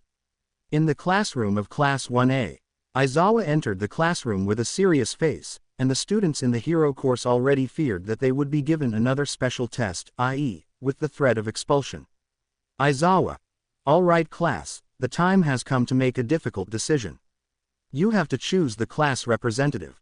At these words, the boys calmed down a little, only to start raising their hands and saying they wanted to be the class representative. This enthusiasm was not shared by the crew of the Moby Dick, who just watched everything that was happening in silence. Aizawa. I don't care who it is, just decide before this afternoon, was all he said, before getting into his sleeping bag and lying down on the floor to sleep for a while. In the end it was decided that the representative would be chosen by vote. The results were as follows. Izuku. 11 votes. Momo. 2 votes, and the rest were either 1 vote or 0 votes. When Izuku saw the results, he turned his gaze to his nakama, who were just smiling at him. There was no doubt, 9 of those 11 votes were from them. Izuku immediately went to complain about what he considered a vile betrayal. Izuku. Traitors, this is a mutiny against me, Izuku said, clearly annoyed with his nakama. Lubek. Calm down, Cappy, you're the most suitable one. You have the makings of a leader and you know it, Lubek said, still smiling. Levi. That's right, Cappy, we're not betraying you, we just chose the best option for the position, nothing more, the ninja said to her captain to try to calm him down a little. Momo. Excuse me for butting in, but why do you refer to Izuku as Cappy? Was Momo's question, which was also one that most of the class was asking themselves. Obviously Bakugo wasn't interested. Levi. Captain is captain, that's why we call him that, Levi said, as if that explained everything. Momo. That doesn't answer the question, Momo said, trying not to lose her composure over the ninja's behavior. Katakuri. When we were little, we all made a promise that we would sail the world's seas together, and we decided that Izuku would be our captain when that time came, was Katakuri's explanation in response to Momo's questions. Suyu. Why the interest in traveling the seas, Hiro? Was the frog girl's question. Law. We are descended from pirates and warriors of the sea, it's only natural that we want to live the same experiences as our ancestors, Law said calmly. Kirishima. Awesome, that's why your hero costume looks like a pirate captain's. The redhead said to Izuku with great excitement. This type of conversation continued for quite a while, until finally it was decided that Izuku would be the class representative obviously and that Momo would be his vice president. At lunchtime, Uraraka and Lita were accompanying Izuku and his nakama, well, almost all of them. Lita. Forgive my boldness, but why isn't Katakuri eating with us? Said the boy with glasses, noticing that Katakuri wasn't eating with them. Charlotte. Oni-san is very shy, he doesn't like people he's just met seeing his full face, so he eats where they can't see him, the Moby Dick cook said in response to the question. Uraraka. But he eats at the same table with you guys, right? Lubbock. Obviously, the captain always says we're like a family, and that's why there's trust between us and nobody hides anything. Lita. It's clear they get along very well. I also trust my older brother completely, and I always tell him about any problems I have. Izuku. That's why your hero costume seemed familiar, you're the brother of the hero Ingenium. Lita. Yes, he is my older brother, and I hope to be like him someday, she said with great pride in her voice. The conversation would have continued, but suddenly an alarm sounded, and one of the students said it was an intrusion alarm somewhere on UA campus. In an instant, pandemonium broke out. All the students suddenly thought they were being attacked by some group of villains all except Izuku and his nakama. Disc. Cappy, what's really going on? Was the question directed at Izuku by his nakama. Izuku. It's not an attack or anything like that, just a bunch of reporters who managed to get into the facility and are making a big fuss, was the response given by the green-haired boy, who had used his observation haki to find out what was going to happen. Katakuri. Do you want me to calm them down? Katakuri asked his captain. Izuku. No, let me handle it. After all, I'm the class representative, and as such, I have to restore order, he said with a hint of annoyance in his voice. He hated using his skills, taught by Marco, for this kind of thing. In an instant, all the chaos calmed down.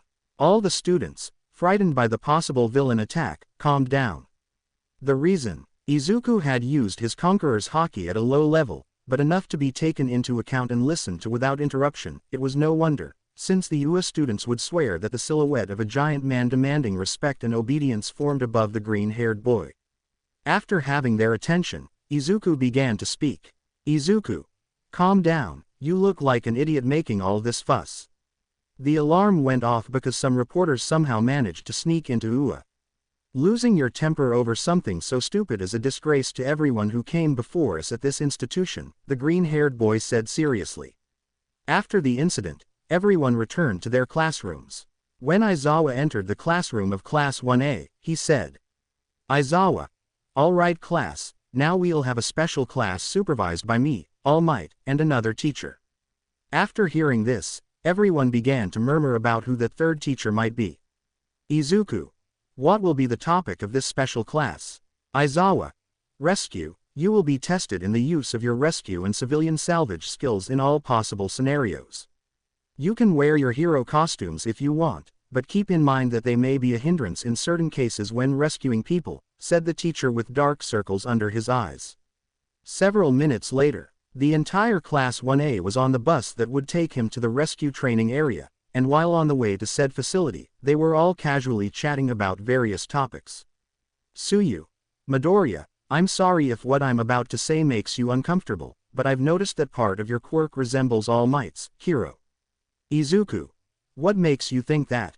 The way I see it, my quirk is more similar to that of fire-type heroes like Endeavor than to All Might's, the green-haired boy said curiously in response to the frog girl's question, though deep down he was a bundle of nerves about the possibility of having been discovered. Suyu. When you create those shockwaves, you generate a wind that's very reminiscent of the one All Might creates with his punches, Kiro. Izuku. That's because we use a similar method. All Might generates those winds through the precision of his punches, and what I do is use my wings to create a similar effect, Izuku said calmly in response to Suyu's question. Everyone started talking about how cool the green-haired boy's quirk was, or how cool their own quirks were compared to everyone else's, until they finally reached their destination and were greeted by the pro hero number 13. No. 13. Hello young people, today we are going to work on your rescue skills, said the hero in an astronaut suit. After entering the facility and hearing Android 13 explain the importance of knowing how to use their quirks to help people, and that the facility had been designed to handle every possible scenario, a dark fog appeared in one part of the building. Upon seeing it, Izuku and Katakuri activated their observation haki, and what they saw was not pleasant. Seeing the clear displeasure on the faces of their captain and lieutenant, the rest of the Moby Dick's crew braced themselves for the worst. From the mist emerged several villains. Among them 3 stood out, one with many hands attached to his body, another who seemed to be made of the dark mist that brought them, and the last one had a huge body and muscles, and his brain was visible. The teachers quickly took security measures, with number 13 taking charge of the students and Aizawa dealing with the villains, but things didn't go well for the pro heroes. The mist guy separated several students into different parts of the facility, and the one with his hands managed to injure Aizawa. The one with his brain exposed, who responded to the name Nomu, was brutally beating Aizawa, and number 13 was injured after the mist guy turned his own attack against him. The villains were very confident that everything would turn out well, even though their main target, All Might, wasn't there, but that was their mistake. Izuku. Katakuri, rescata Aizawa sensei de esse monstruo. Disc. Try to communicate with the outside world. They must have some kind of block on all communication devices. Find out what it is and remove it. Char. Make sure no one interrupts Disc on his mission. Levi and Luff, take charge of finding our comrades and protecting them. Lubbock, he supported us from the heights. Fremy, help Lubbock and eliminate as many hostile targets as you can. Law, stay close to number 13 and tend to his wounds, and if anyone tries to interrupt you, cut them into little pieces. Kyoya, I'll leave the monster to you only when Katakuri gets the sensei out of the way, were the orders of the green-haired man to his nakama, who nodded and went to carry out their assigned tasks. The villain with the hands didn't pay much attention to what they were doing, until he saw Katakuri create many mochi arms and launch a barrage of blows at Nomu, who, although he didn't seem to be affected by the attack, was distracted enough for one of these arms to grab Aizawa and pull him out of danger. Just as the villain with the hands was about to order Nomu to attack Katakuri, Kyoya appeared between them and proceeded to confront Nomu. Both the villain with the hands and the one from the mist wanted to intervene, but Izuku grabbed the villain's hands with his phoenix claws and threw him away from his partner, who wanted to go to the villain's rescue, but Katakuri began to attack him. Villain with the hands. You stupid brat, who do you think you are to interfere with our plans? Izuku. Who am I? I'm a pirate captain, and the reason I'm involved is simple. When I don't like something, I sink it, the green-haired boy said confidently. Uraraka, Mina, Mezzo, Rikido, and Shiro were witnessing something that seemed impossible to them. Izuku and his friends were not only facing the villains their senseis couldn't defeat, but they were even beating them. 15 minutes before, after receiving their orders, the crew of the Moby Dick separated to carry out their assigned tasks. Law went directly to N-13's location and activated his room to begin operating and keep the pro hero alive until reinforcements arrived. Charlotte and Disc were with him. The first thing Disc did was try to connect to the facility's wireless network, and Charlotte ordered Prometheus and Zeus to destroy one of the walls, which they did without any problem. Once the wall had a large hole, Charlotte went to Lita and said the following. Charlotte. Lita, you're the fastest, go and ask for help. Lita. I can't leave them alone in this situation, I can't. He didn't finish speaking, because Disc grabbed him by his suit and pulled him so they were face to face. Disc. Listen here, you idiot. In cases like this, the captain is in charge, and he gave the order to protect our classmates and call for help. I can try to hack whatever kind of interference these guys are using and send an SOS message, but that's going to take time. That's why we're asking you to leave and get help. I don't care about your opinion, your stupid sense of duty, or your pride. You weren't asked if you wanted to go get help. I know he's ordering you to. These were Disk's angry words to his classmate for not cooperating in this situation. After what Disk told her, Lita ran out at full speed through the hole in the wall. With the others, Lubbock created a giant spiderweb, and from there he and Fremy launched their attacks on the villains, informing Levi and Luff where their presence was most needed. Of course, there were some villains who thought those two were easy prey, but those poor fools now have a hole in each of their limbs, courtesy of Fremy, and those who tried to cut the web were now trapped in cocoons made by Doflamingo's descendant. Meanwhile, Luff managed to rescue Suyu and Mineta, who were in the shipwreck zone, surrounded by villains with quirks that benefited from water. But that advantage was useless against the speed of the white-haired Roronoa, who knocked them all out in just seconds. Levi, meanwhile, went to the rescue of Denki, Momo, and Jiro, who were surrounded by multiple villains in a rocky area. The ninja quickly attacked all the villains with her devil fruit abilities, first creating a smokescreen with her smoke bombs, and then cutting off their shadows, achieving the desired effect. In an instant, all the villains were unconscious, and before the smoke cleared, she returned their shadows to them. For those who don't know, whenever the user of the shadow fruit removes a shadow, the victim remains unconscious for 3 days, unless someone wakes them up, and if these victims are touched by sunlight without their shadows, they disintegrate. After rescuing their companions, the Roronoa Zoro descendants took them to Law so that he could rejoin the others, while they went to look for their other companions. With Izuku and his 2 friends against the 3 villains.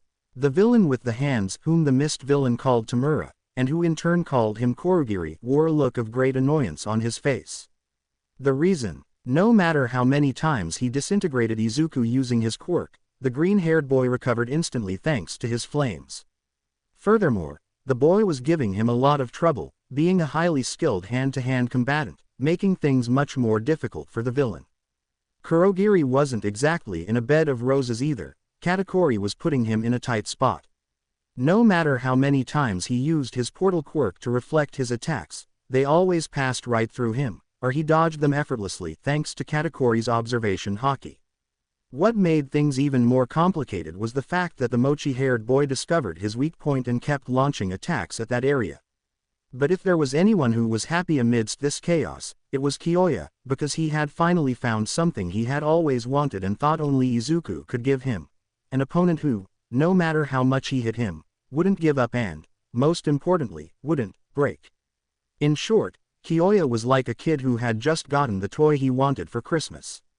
Although the battle-crazed maniac was happy, his opponent showed no signs of damage from his blows, but that only excited the carnivore more, who attacked with increasing force and ferocity. When he heard Tamura complaining that Nomu had a quirk that absorbed physical impacts, Kyoya's excitement reached new levels, to the point that he unconsciously released his Conqueror's haki which, upon sensing it, sent a chill down the spines of both Izuku and Lubbock, since if there was anything worse than an angry Kyoya, it was a happy Kyoya. Back to the present, Izuku grabbed Tamura with his phoenix claws and threw him into the air, then kicked him back down to the ground while shouting, "Mythical Zone." After Tamura hit the ground, Izuku used his observation haki, then walked away from the area, saying as he did so, "I'm counting on you, Thermostat." "Thermostat, we don't even know each other that well and you're already giving me nicknames, Midoriya," were Todoroki's words, who was standing in front of Tamura, who was just recovering from the green-haired boy's last attack. "Todoroki, I guess I have to keep you at bay for now," was all he said, before attempting to freeze Tamura, who was tired and had some wounds inflicted by the green-haired boy, which drastically reduced his mobility. Con Katakuri. Things took an unexpected turn for Kurogiri, as Katakuri suddenly stopped his relentless attacks and looked in the direction of Kyoya and Nomu. Before Kurogiri could launch an attack, Katakuri swiftly moved in the direction he had been looking and said, "I'm counting on you, you rabid dog." Then Kurogiri was knocked down by Bakugo, who looked at him with a sadistic smile. "Bakugo. Hey bastard, I think I've found a way to deal with you." As he said this, he placed one of his hands on Kurogiri's exposed area, his weak point, and released small explosions. It was very obvious that he didn't like being sent somewhere else to fight what he considered trash, and he had already found a way to get revenge. At that moment, Kurogiri wanted Katakuri to return, since he knew what was going to happen now that Bakugo had found a way to get back at him. Kon Kyoya. Blow after blow from the carnivore seemed to have no effect on Nomu, who, unlike Kyoya, was able to inflict damage on the carnivore. This only further excited Kyoya, who continued his relentless attack. On several occasions, the King of Beasts managed to pierce Nomu's hide, even tearing off one of its arms, but it was all for naught, as Nomu regenerated each time. Kyoya. So you can regenerate, although that regeneration is garbage compared to the hominivores, said Kyoya as he launched himself into the attack for the next round. He didn't care that his body already had many wounds thanks to the fight with Nomu. The crazy descendant of the Pirate King was willing to bite this steroid-enhanced herbivore to death, even if it was the last thing he did in his life. But before they could continue attacking each other, Katakuri attacked Nomu with a barrage of blows using large hands covered in armament haki, Luffy's Gomu Gomu no Elephant Gatling, but with Katakuri's Mochi, which sent Nomu crashing into a wall, although the damage to Nomu was no greater than what Kyoya gave him in their entire fight. Kyoya. Don't interfere, herbivore. He's my prey, and if you get in the way, I'll bite you to death, he said, clearly annoyed by Katakuri's intrusion. Katakuri. From what you were able to confirm, Nomu absorbs physical impacts, and for close quarters combatants like you, Izuku, and I, it's a very dangerous enemy. The best thing we can do is work as a team. That's what Katakuri said to Kyoya to explain his point. Kyoya obviously wasn't keen on having to team up to fight his prey, but Katakuri had a point. Nomu was immune to most physical attacks. Before giving his answer, Nomu launched an attack against the two crew members of the Moby Dick, but before either of them could do anything, a cry was heard, Tensai no Soen pale flame of transmigration, and then Izuku dove, in his full phoenix form, towards Nomu at great speed, and created a great shockwave upon impact with his target. After the impact, Izuku stepped back, allowing his crewmates to continue the attack. They were in position in an instant.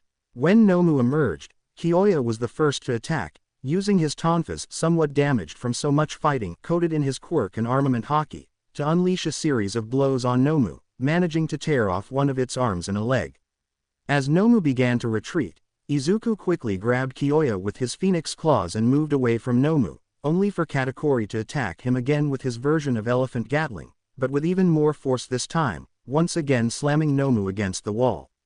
Before Nomu emerged, a sea of flames and a large number of lightning bolts suddenly attacked him courtesy of Prometheus, Pandora, and Zeus, who, along with their creator, joined the battle, but Nomu regenerated again, until Disc and Fremi stood in front of him, only for Disc to pull multiple laser cannons out of his stomach and say, "Destroy." Evolution, and fire point blank at Nomu, an action repeated by Fremi, using her rifle and shooting at Nomu's vital areas. Faced with this attack, Nomu let out a scream and lunged at the women, but Lubbock's threads quickly grabbed them and pulled them out of danger. At that same moment, Lubbock launched a spear made of threads at Nomu's heart.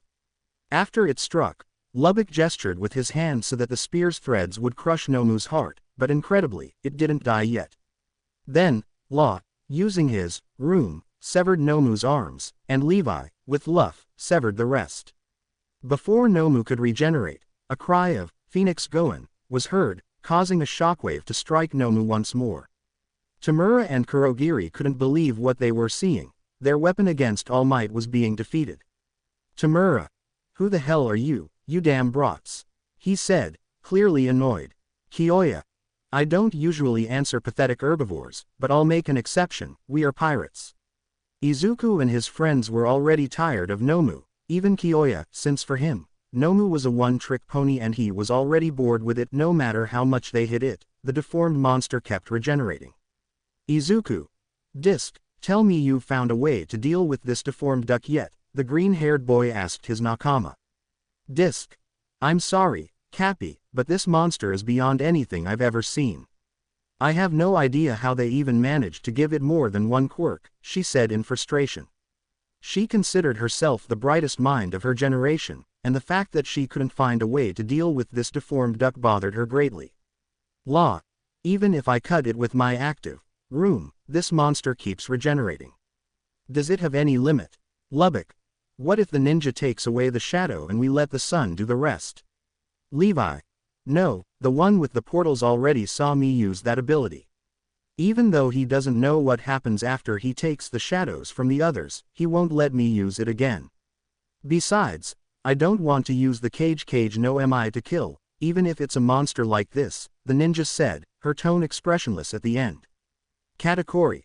We don't need to worry about him anymore, Katakuri said seriously. Suddenly, the building's entrance door flew through the air, and where the door had been, All Might now entered, with a serious and annoyed expression. All Might.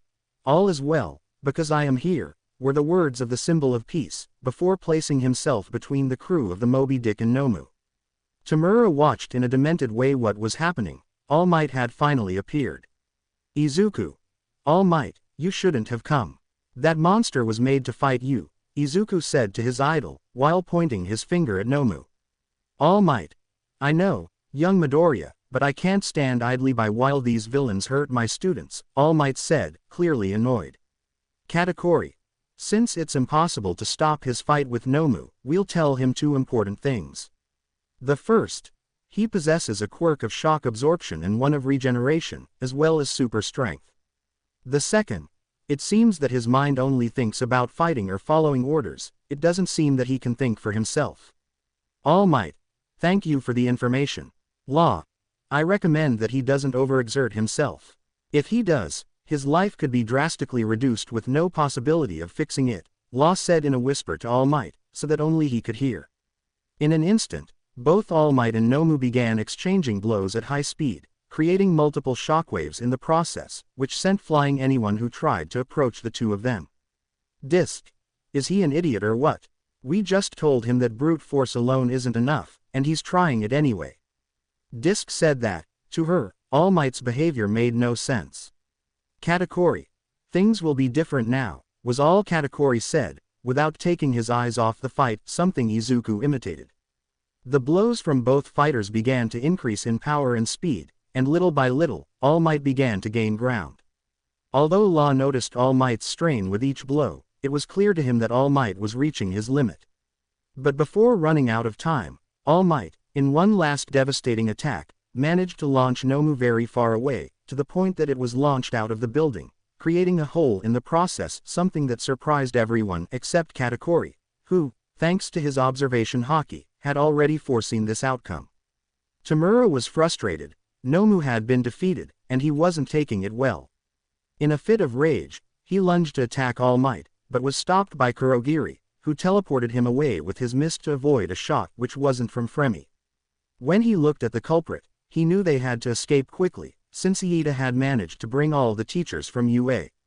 Kurogiri didn't think twice and escaped along with Tamura, leaving all the other villains to their fate.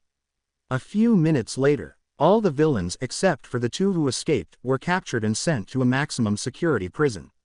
Aizawa and N-13's injuries were treated by Recovery Girl, the UA nurse, although their injuries were not so serious when she checked them, due to Law's abilities. All the students were taken home after being asked some questions about what had happened, but the crew of the Moby Dick had left on their own, and they notified their families that they were fine and would go home later. Izuku. What were you able to find out, Disc? The green-haired boy asked. Disc. Regarding the attack, not much. It seemed that more than an attempt to kill All Might, it was a way of getting noticed. But regarding Nomu, I did manage to analyze a lot of information that could be very useful in the future. Lubbock. Well, don't play hard to get and tell us. Disc.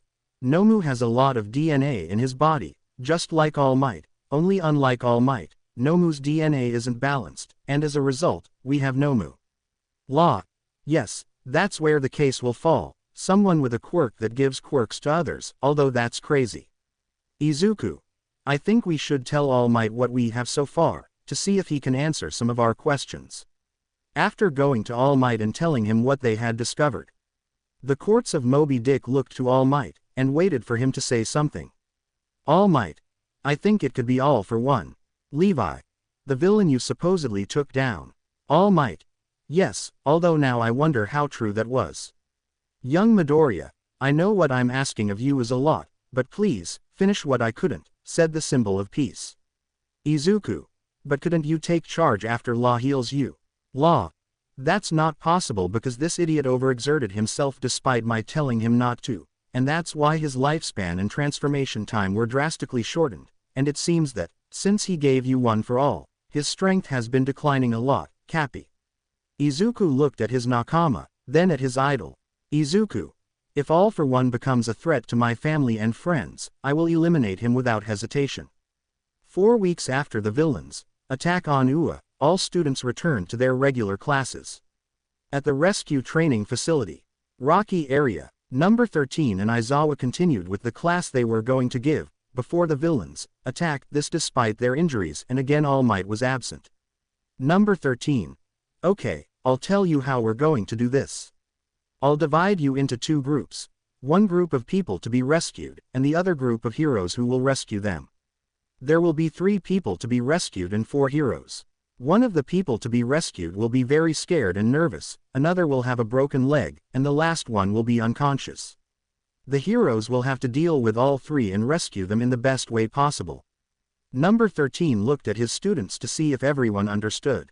Okay, to begin, Izuku, Uraraka, and Iida will be the people to be rescued, and Momo, Bakugo, Todoroki, and Tokiyami will be the heroes who rescue them. After what Degree 13 said, Bakugo started shouting and complaining about why he had to save the green-haired boy. The procedure was as follows. Momo first calmed Iida, who was the scared one, then created a stretcher to lift Uraraka, who was unconscious.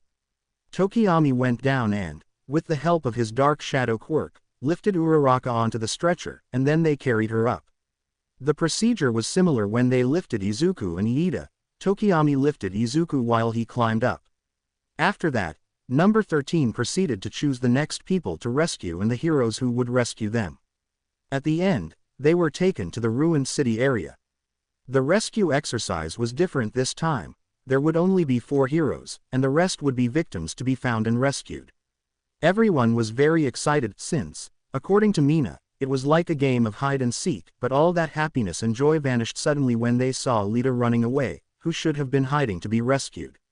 The reason he was running. The answer was coming after him. A huge villain appeared, holding an unconscious Todoroki in his grasp. Panic reigned. Almost all the students of Class 1A were agitated, and some wanted to leave. But it only took the green-haired boy taking a step forward and releasing a bit of his conqueror's haki for everyone to calm down, not because his presence calmed them, but because they felt they had to remain silent and listen to what Izuku had to say. Izuku. Calm down. If you start running around like crazy, you'll only make things easier for that guy, the green-haired boy said seriously. We outnumber him, and besides, we can't leave a comrade in trouble, so don't just stand there like idiots and let's go help the thermostat. That's what Izuku said, before launching himself into a charge against the villain, accompanied by his nakama. Izuku. Katakuri, at the first opportunity you see, save the thermostat. Kyoya. When the bi-colored one is safe, bite that guy to death. The rest of you, help me distract him, were Izuku's orders to his nakama, who attended. The first thing Izuku did was transform his arms into wings and try to kick the villain, but he dodged every single one.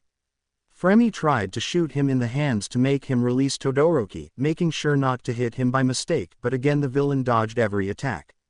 This was repeated with every attempt to attack him by Izuku's friends and Bakugo, who also joined the fight until, much to the villain's confusion, instead of having Todoroki by one of his arms, he had a piece of rubble about the same size as the hot, cold boy.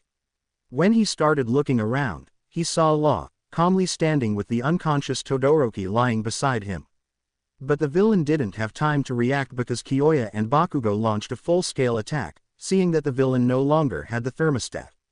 Wisely, the villain kept his distance. He didn't want to be within reach of those two, but he couldn't retreat for long, because Prometheus, Pandora, and Zeus launched a massive attack against him. What disconcerted him most was that behind the homies, one of the ruined buildings was moving, and it had a face just like the other homies. Then he saw Charlotte order it to drop down on the villain, which the building did without question. Seeing nowhere to run, the villain decided to strike the building to destroy the part that was going to crush him. But although his strategy worked, It didn't prepare him for what came next. Katakuri crushed him with his leg, transformed into a giant foot made of mochi and imbued with armament haki. It's Luffy's gigant axe, but with Katakuri's mochi. After crushing his target, Katakuri returned his leg to normal, but without taking his eyes off the villain, who managed to recover from the blow and launched an attack against Katakuri. However, a blur of speed stopped his advance. This blur was Luffy, who had equipped Mihawk's sword to try and cut the villain. Luckily, Katakuri managed to catch the sword in time, but then had to let go when he saw the shadows on the floor trying to grab him. He leapt away, only to be met with a barrage of lancers courtesy of Disc and Aoyama, who also joined the fight, which pushed him into a net made by Lubbock, which contained many of Mineta's sticky balls. When he stuck to them, Bakugo and Kyoya rushed in to deliver the final blow, but the villain removed his mask, revealing himself to be All Might, who wanted to surprise the students of Class 1A, something none of them liked, and they began to hit the now immobilized and defenseless All Might. While the boys and girls alike were beating up the symbol of peace, Izuku and Katakuri just watched everything calmly. The reason? They already knew how this was going to end, and that's why they just watched. Izuku. The show's over, Sleeping Beauty, the green-haired boy said to Todoroki, who stood up. Todoroki. Did you always know he was pretending to be unconscious? Izuku. Yes, but since it was part of All Might's joke, I decided to play along, the green-haired boy said calmly. While they were talking, All Might was being attacked by all the members of Class 1A, including the crew of the Moby Dick, who didn't know it was all a hoax, while All Might just kept saying, "I'm sorry." All the students in Class 1A were in their classroom, waiting for their teacher, and while they waited, they started talking about what had happened in the villain's attack. While most were talking about how amazing All Might was at defeating the duck-faced monster, Nomu Tsuyu asked the green-haired boy something that caught her attention during that event. Tsuyu. Midoriya, I'm curious about your quirk, more specifically why none of the villains were burned by your flames. Upon hearing this, everyone else in Class 1A paid attention, as they too had that question. Izuku said nothing, he just extended his left arm towards Tsuyu and put his hand on the frog girl's head, and then said, Fakatsu no Aoi Hano, blue flames of resurrection, and then, a large amount of blue flames covered Tsuyu's head, to the great horror of the students of Class 1A, except for Izuku's nakamas, who already knew those flames. Lita. Midoriya, why are you attacking Asui like that? The boy with glasses shouted excitedly at what he saw, but great was his surprise and that of his other classmates when he saw that his classmate did not have any burns, and even more shocking, when he approached to check his condition, his head was not even hot. Izuku. My flames aren't like normal flames. They don't spread, they don't generate heat, and they can't burn anyone. That's because these flames are the flames of resurrection. In other words, my flames can only heal, not harm, unless I used them to strike, but even then, the damage would be like a blow with more force than normal. After his explanation, everyone calmed down a bit, but then they began bombarding the green-haired boy with praise for how amazing his quirk was, or questions about whether he could heal others with his flames or only use them to heal himself, or how effective the healing ability of these flames was. Izuku answered these questions as best he could, since he wouldn't finish answering one question before being attacked with another, but everyone fell silent when Aizawa entered the room. Aizawa. All right, the first thing I want to inform you is that you have to prepare for one of life's greatest challenges, the teacher with dark circles under his eyes said seriously. Everyone tensed up suddenly and thought he meant that the villains would attack again. Aizawa. It's the UA Sports Festival, it will be held in a few days, Aizawa said, calming the students of Class 1A in a great way. Then, Aizawa spent the whole time explaining about the festival, such as that it is the most important sporting event in Japan and that heroes from different agencies could offer them jobs when they graduated. And that the performance of each participating student could allow them to be transferred to other classes, such as a student from classes C, D and E, which were the classes of all those who did not manage to enter the hero course, being transferred to classes A or B, and vice versa. If the students of classes A and B did not stand out enough, they could be taken out of the hero course, for lack of talent. After Aizawa's explanation, everyone was very excited about the idea of participating in such an important event, and they weren't worried about being moved to other classes, since they had confidence in themselves, but the most excited was Uraraka, who seemed possessed or had caught Bakugo's explosive passion but without his vocabulary. In fact, Law and Izuku were sure it was the latter, and they were already thinking about taking measures in case it was contagious.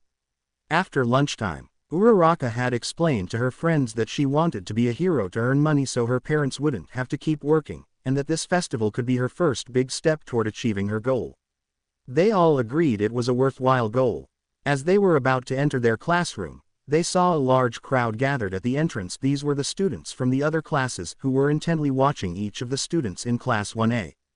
As expected of Bakugo, he went straight to the crowd and said, "I'm going to crush you at the festival, you damn extras," and as expected, this only caused all the students to develop a great hatred for Class 1A. Really, it seems like all the members of the hero course have very big egos, so my goal in this festival is not to be transferred to the hero course, but to crush all of you, were the words of a boy, who advanced through the crowd to be at the front. Izuku looked at that boy with curiosity. There was something about him that wasn't normal. In fact, it was a feeling he couldn't describe. He only knew that this person was someone who had to be watched at all times. After classes, everyone had started training for the sports festival, especially the crew of the Moby Dick who didn't want to look bad in front of all of Japan.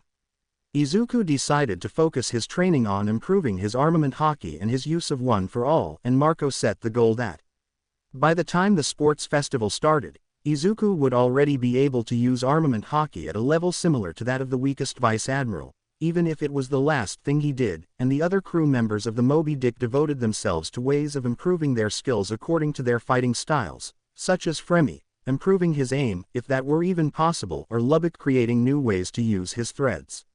A few days later, the UA Sports Festival had arrived, and everyone was very excited. Furthermore, UA security was 5 times greater than at the last festival. This was to prevent another attack by the villains. While the students of Class 1A were putting on their mandatory UA sports clothes, they were not allowed to wear their hero costumes. In the women's changing room, the hero course girls were having a conversation with the gunner of the Moby Dick. The reason was that she had never been separated from her rifle since they met her, and she had even asked the teachers for permission to let her carry it during the festival, which they agreed to, since they knew it was a necessary artifact for the albino to be able to use her quirk in combat. "Mina, Fremi, could you tell us, why do you never leave your rifle behind?" It was a question that everyone had, but only Mina dared to ask. "Fremi, it's none of your business," the albino said somewhat rudely. "Charlotte, don't take this the wrong way, but Fremi has a hard time trusting others. She only trusts Izu-kun, Oni-san, Lubbock, Disc, Hibari-san, Law, Levi, Luff, and me. She's a good person once you get to know her, so I ask you to be patient with her so that she can trust you," the cook from Moby Dick asked her classmates. Fremi just stared at them blankly, until she noticed someone next to her. "Fremi, what do you want, Levi?" was the question she asked the ninja. "Levi, you can't keep hiding, you have to show the world who you really are," the ninja said to her friend. "Fremi, you're the least qualified to tell me that.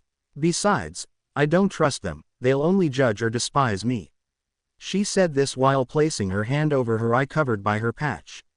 For Levi, or any of the Moby Dick's crew, it was no secret that Fremi had a complex about her appearance, just like Katakuri, but they knew it wasn't just that.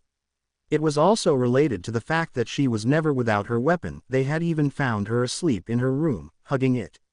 But the albino was right.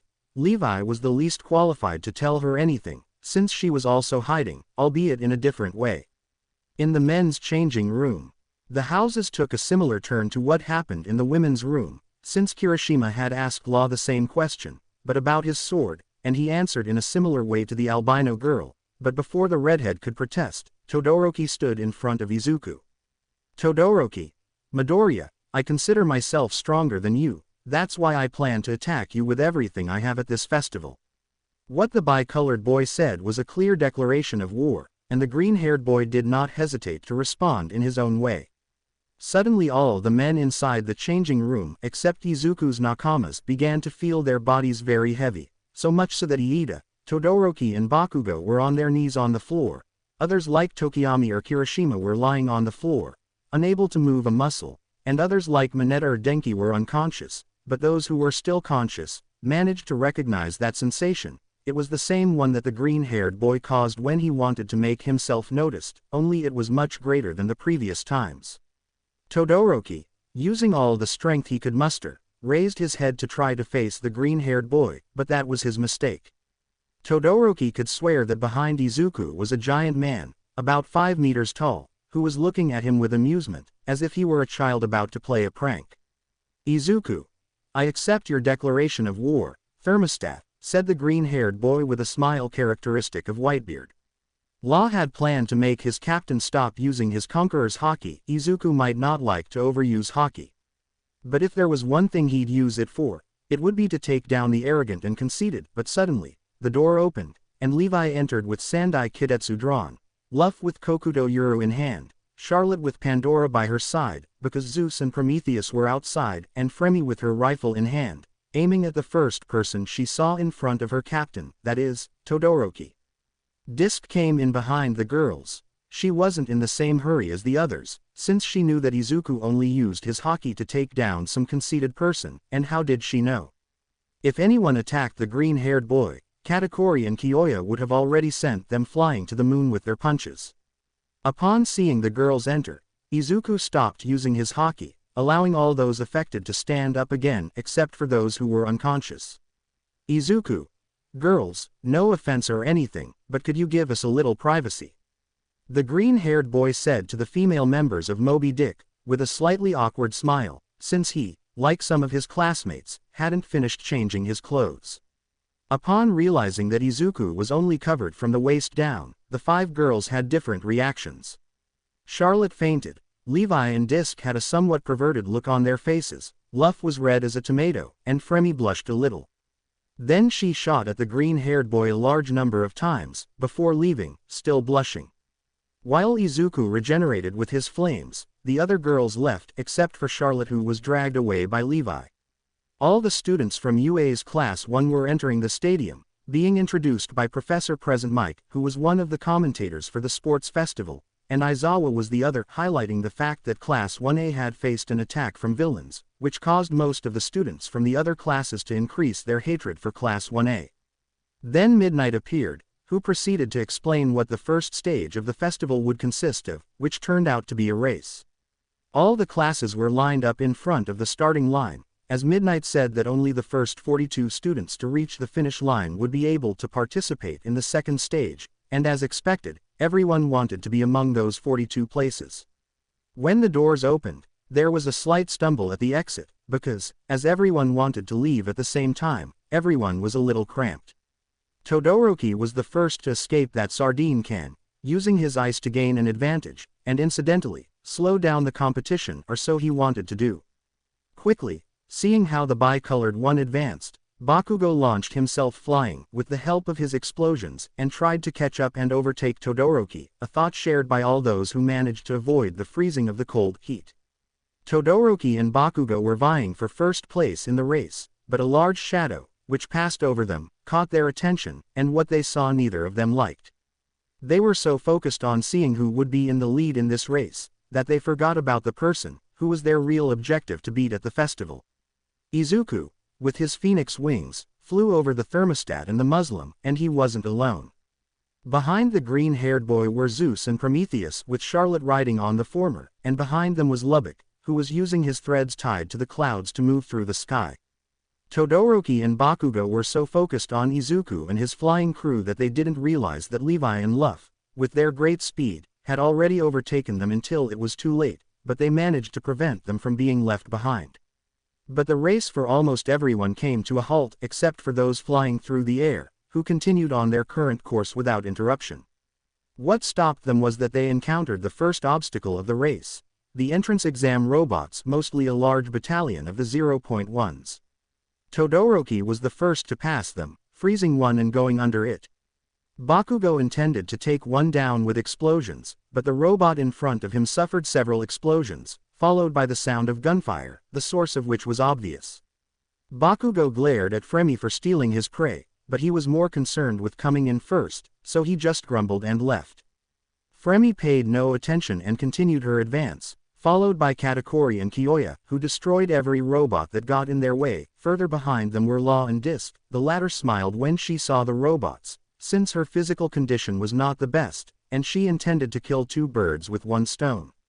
After defeating the robots, the young people saw a large precipice right in the middle of the path, with ropes that they were supposed to use to cross to the other side. Again, those who were in the sky continued on their way without interruption. Everyone quickly used their quirks to get to the other side. Now with the third and final obstacle, Todoroki, who somehow managed to regain the lead, only saw what in his eyes was a great annoyance, since he had to go through a minefield, which was a big problem for whoever was in front, since they could be overtaken at any moment.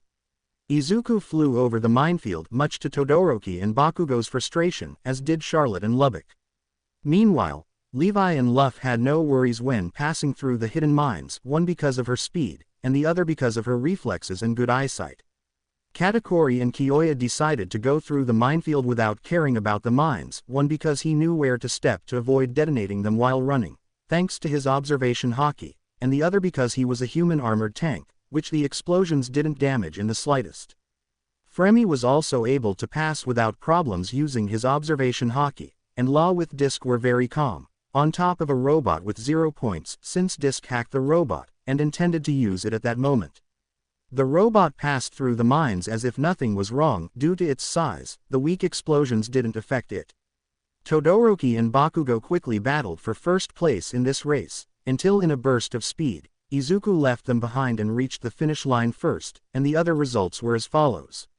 Todoroki 2nd, Bakugo 3 degrees, Luff 4 degrees, Levi 5 degrees, Charlotte 6 degrees, Lubbock 7 degrees, Cold 8 degrees, Katakuri 9, Kyoya 10, Law 11 degrees, Disc 12 degrees, Lita 13 degrees, Hiroshima 14th, Tetsu 15 degrees, Type 16 degrees, Minutes 17 degrees, Uraraka 18 degrees, Nieto 19 degrees, Article 20 degrees, 21 degrees, Denki 22 degrees, Mine 23 degrees, Even 24 degrees, Rikido 25 degrees, Hagakure 26 degrees, Itsuka 27 degrees, 28 degrees, Hiryu 29 degrees, Kosei 30 degrees, Kotoko 31 degrees, Setsuna 32 degrees, It's 33 degrees, Reiko 34 degrees, Jozu 35 degrees, Shinso 36 degrees, Narangeki 37 degrees, It's 38 degrees, Shihai 39 degrees, Yosetsu 40 degrees, Mei 41 degrees, Aoyama 42 degrees. After showing all the students the results, Midnight proceeded to explain the rules of the second event, a cavalry battle. In this event, the students formed teams of 2 to 4 members. Each student's points were proportional to their arrival order, meaning the last lieutenant had the fewest points and the first had the most. This was bad for Izuku, since, being the first, he had 10 million points, and naturally, he would be the target of all the other teams. The points for each team were totaled, and the teams were given a headband with those points. Only one member of the team wore the team's points on their head, while the others acted as the team's horse. The students were given 15 minutes to form their teams, and for Izuku it would have been difficult to team up, because he was everyone's target, but he had his friends to solve this problem. But things were not so simple. When Izuku was about to talk to his friends to see who he would team up with, the only girl from the hero support course who passed to the second stage, Mei Hatsune, approached him very quickly, saying things like, "I want to use you to promote my babies," referring to her inventions, which was misinterpreted by Charlotte, from whom a dark aura began to emanate. While she smiled in an angelic way, Izuku and his friends knew that smile well. It was the one she made when she was angry. Charlotte: "Captain, I see I don't have to worry about you, and since you're teaming up with other people, then I'll destroy you at this event." She said all this with a smile in her dark aura, and for Izuku it was more than clear that she was angry with him. Charlotte: "Fremy, Levi, and Luff, you'll team up with me, right?"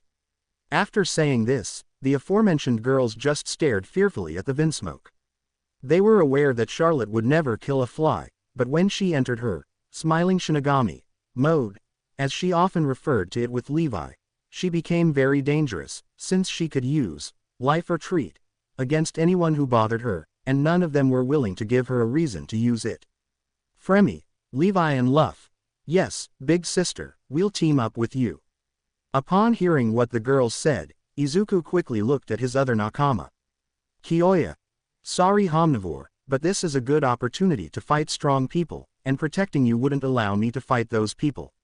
After what the carnivore said, he took Lubbock, Law, and Disc to his team.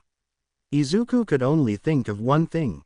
Triidd Doris. That was the only thing that could cross his mind, and while he was cursing his nakama, Mei was showing her inventions to Uraraka, who had approached the green-haired boy to ask them to team up. But she was entertained by Mei's inventions, both ignorant of what had happened, and while they were entertained chatting, the only loyal nakama that the green-haired boy had left tried to calm him down. While that was happening, Kyoya proceeded to explain his plan. Kyoya. All right, remember that we're doing this for the good of the hominivore. Lubbock. That's what you say, but my manly pride tells me otherwise. Law. Well, tell him to complain later, the king of beasts is right, what we're about to do is for the good of the captain. Disc. All right Kyoya, what's your plan? Kyoya. It's not complicated, we'll just wait for the right moment, and we'll free the hominivore from that anchor that prevents it from reaching its full potential. Disc. Law and Lubbock. Agreed. While Disc, Law, and Lubbock discussed the plan of action for their self-imposed mission, Kyoya stared at his target with a serious expression. Kyoya's mind. When the omnivore breaks free from you, that's when it will truly become strong, that's why I will bite you to death. For some reason, Katsuki Bakugo had a feeling that something was going to happen, but he didn't know exactly what it was. After 15 minutes, all the teams were formed, and these were the following. Izuku, Uraraka, Mei y Katakuri, Charlotte, Fremy, Levi y Luff, Kyoya, Disc, Lubbock y Law, Todoroki, Momo, Denki y Lita, Bakugo, Kirishima, Mina, Mineta, Hagakure, Koda, Rikido, and Jiro, Shinso, Aoyama, Ojiro, and Narengeki, Monoma, Kosei, Sen y Shihai, Tetsu, Abara, Yosetsu y Jozu, Itsuka, Reiko, Setsuna, and Kotoko, Hiryu and Jirota. Once all the teams were in position, the cavalry battle began. As expected, almost all the teams went after Izuku's team, but they wouldn't have it so easy. Izuku, Uraraka, Mei, now, was what the green-haired boy said, so that the gravity girl, and the crazy inventor, could begin with Izuku's first plan. Uraraka activated her quirk, making everyone on the team lighter, and instantly, Izuku transformed into his full phoenix form and soared above the field with his entire team on top of him. While he did so, Mei used a net-launching weapon to prevent the other teams from trying to bring them down. This plan was almost flawless. Even Katakuri launched attacks with his mochi arms to try and grab some ribbons in case they somehow lost the one he had, they'd still have enough points for a comeback. But all good things must come to an end. Izuku quickly had to take evasive action. The reason? Prometheus and Pandora were trying to bring him down with their flames. More precisely, they were aiming at the charge of the Blue Phoenix, and the fact that Zeus wasn't participating in those attempts was a bad sign, since the only reason Charlotte didn't send Zeus and Prometheus together to finish them off was because she surely ordered him to feed on clouds to increase his size and power. To avoid further endangering his companions, Izuku returned to land and began to formulate a new plan, but he didn't have time for that, as he saw the shadows trying to capture them. By the time Izuku and his team managed to get away from Charlotte's team, they were quickly attacked by Tetsu's and Itsuka's teams. In short, Izuku and company were attacked by almost everyone. With the Kyoya team, the carnivore and his team kept a low profile, waiting for their moment to act. That moment came quickly when Monoma stole Bakugo's headband and mocked him, something Izuku's crewmates would later thank him for, and given the Muslim's violent nature, the outcome was quite obvious. Without thinking twice, Bakugo gave the order to chase Monoma and retrieve his headband, but his chase was interrupted when one of Lubbock's threads took the headband, then joined with more threads and transformed into an exact copy of Lubbock. Lubbock, Black Knight, was what the user of the Ito no Mi said after his doppelganger was formed. Bakugo didn't care much about what had happened, he just wanted that headband back, so he could then put the bastard who stole it in his place, Monoma, and then go after the 10 million Izuku. He ordered his men to go after the clone of the heavenly demon, who escaped by flying, tying threads to the clouds, of which there were very few, limiting his mobility. But when he managed to get close to the Black Knight, the latter smiled at him and began to disintegrate upon hearing the words of his creator. Torikago. That's what Lubbock said, causing his clone to transform into a giant cage of threads, trapping Bakugo and his team, as well as Monoma's and Hagakuri's teams, the latter two by mistake, having been unlucky enough to be in the capture area. After this, Kyoya launched his attack against Bakugo, using Lubbock's threads to avoid touching the ground as he advanced. Kyoya. I'll bite you to death, you stupid herbivore, said the carnivore before attempting to strike Bakugo, who took a step back with the help of his explosions. In one of those attacks, Bakugo tried to stand on one of Lubbock's threads so he could fight Kyoya more comfortably, but the instant his foot touched one of the threads, it was cut instantly, and Bakugo barely escaped the fall by rising up in time, thanks to his explosions and reflexes. Lubbock. Sorry, but only my friends have my permission to walk on my Sora no Michi, heaven's path, and stray dogs like you have to stay below, Lubbock said in an arrogant tone, while watching Bakugo glare at him with hatred. Kirishima. This tactic is very unmanly, where is your manly pride? These were the complaints of Bakugo's red-haired friend. Law. We don't care about pride or anything like that, we're all here to win, and besides, we have to eliminate this would-be terrorist, was the Moby Dick doctor's reply to Kirishima's demands. Back with Izuku and his team. The green-haired boy was trying to figure out how to get out of the mess he was in, since the teams from Class 1B except for Monoma's were attacking from almost all sides. But what really worried him was that while he and his teammates were busy with those teams, Charlotte's team was getting closer and closer. Izuku's thoughts. Think, Izuku, think. You can't stay on the defensive with these teams.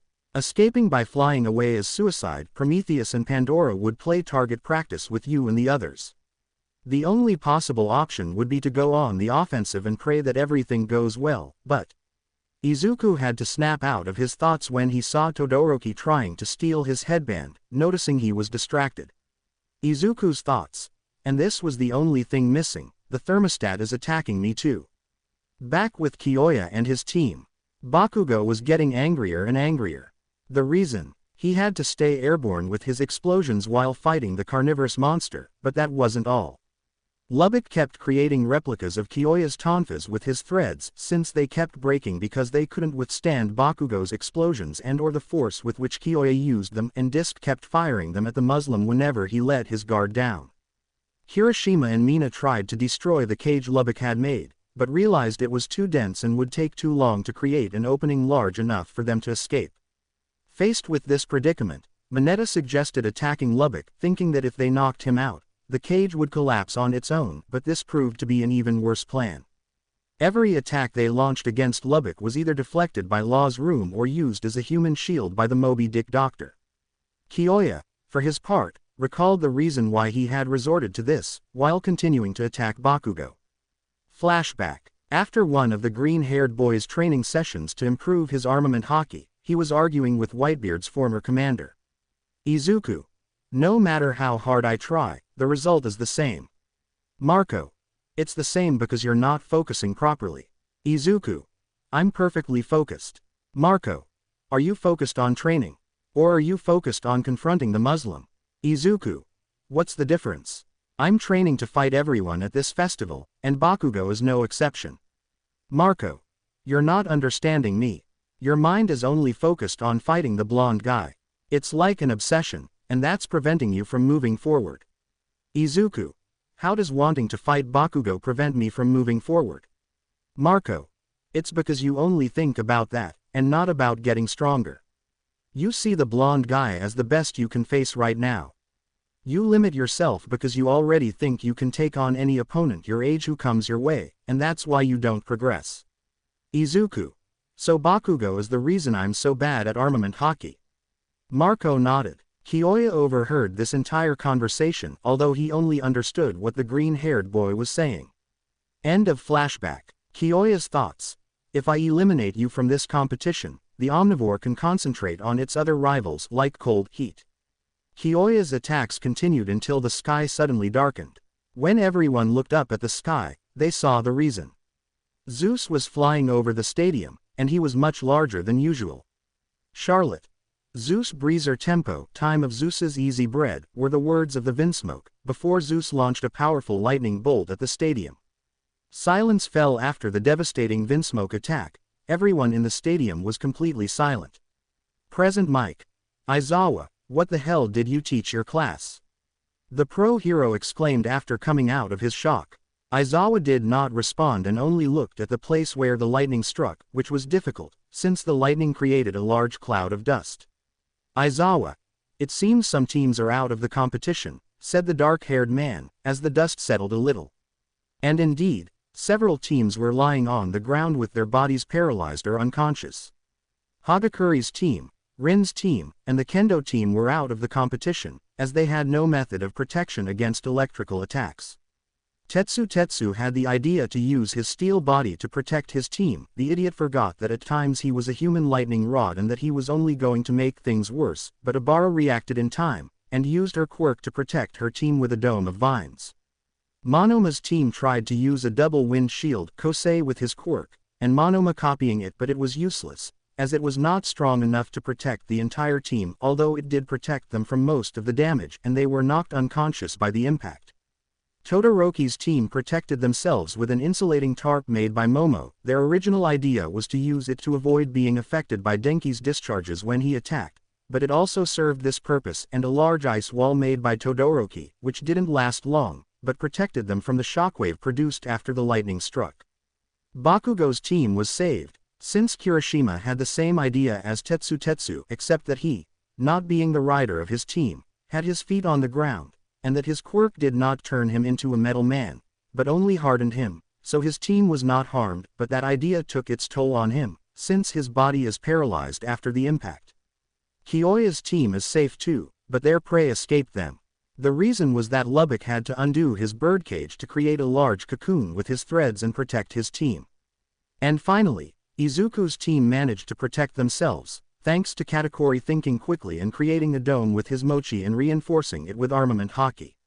With Izuku's team, Izuku, we were saved by a hair, thanks Katakuri, said the green-haired boy to his nakama, after catching his breath from the scare Charlotte gave them with her strongest technique, although it would be more accurate to say it is Zeus's technique, since he did all the work.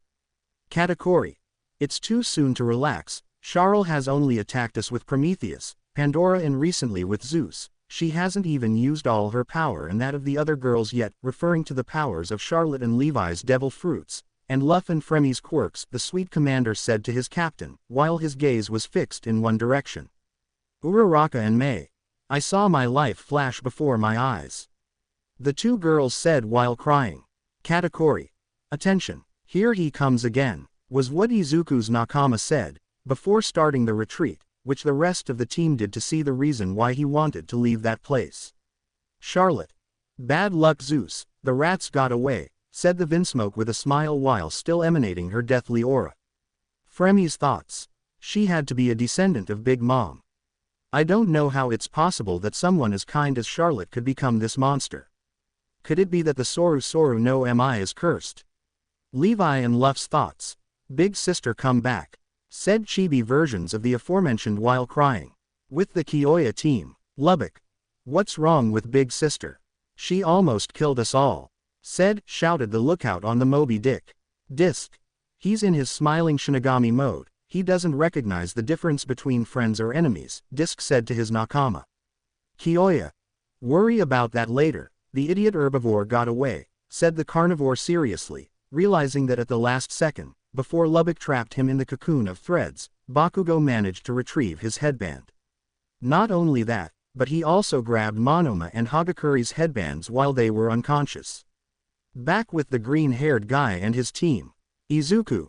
Katakuri, tell me you have a plan, said the green-haired boy, as he watched the cook from Moby Dick slowly catch up with them. Katakuri. You're the captain, it's your job to think of a plan for these cases.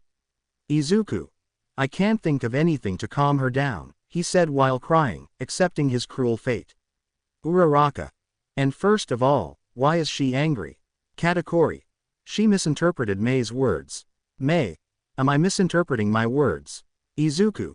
She thought you wanted me to be your partner or that you wanted to have children with me. May. Wouldn't it be better to explain to him that he's misunderstood? Katakuri. It's not possible right now. Until he calms down, he won't listen to anyone. Before anyone could say anything, Todoroki and his team stood in front of Izuku's team. Izuku. What a bad time you chose to bother the thermostat. Todoroki. How long do you plan to keep calling me that? Izuku. Until I get bored or find a better nickname for you, whichever comes first. After the talk, Todoroki's team launched an attack against the green-haired boy and his team.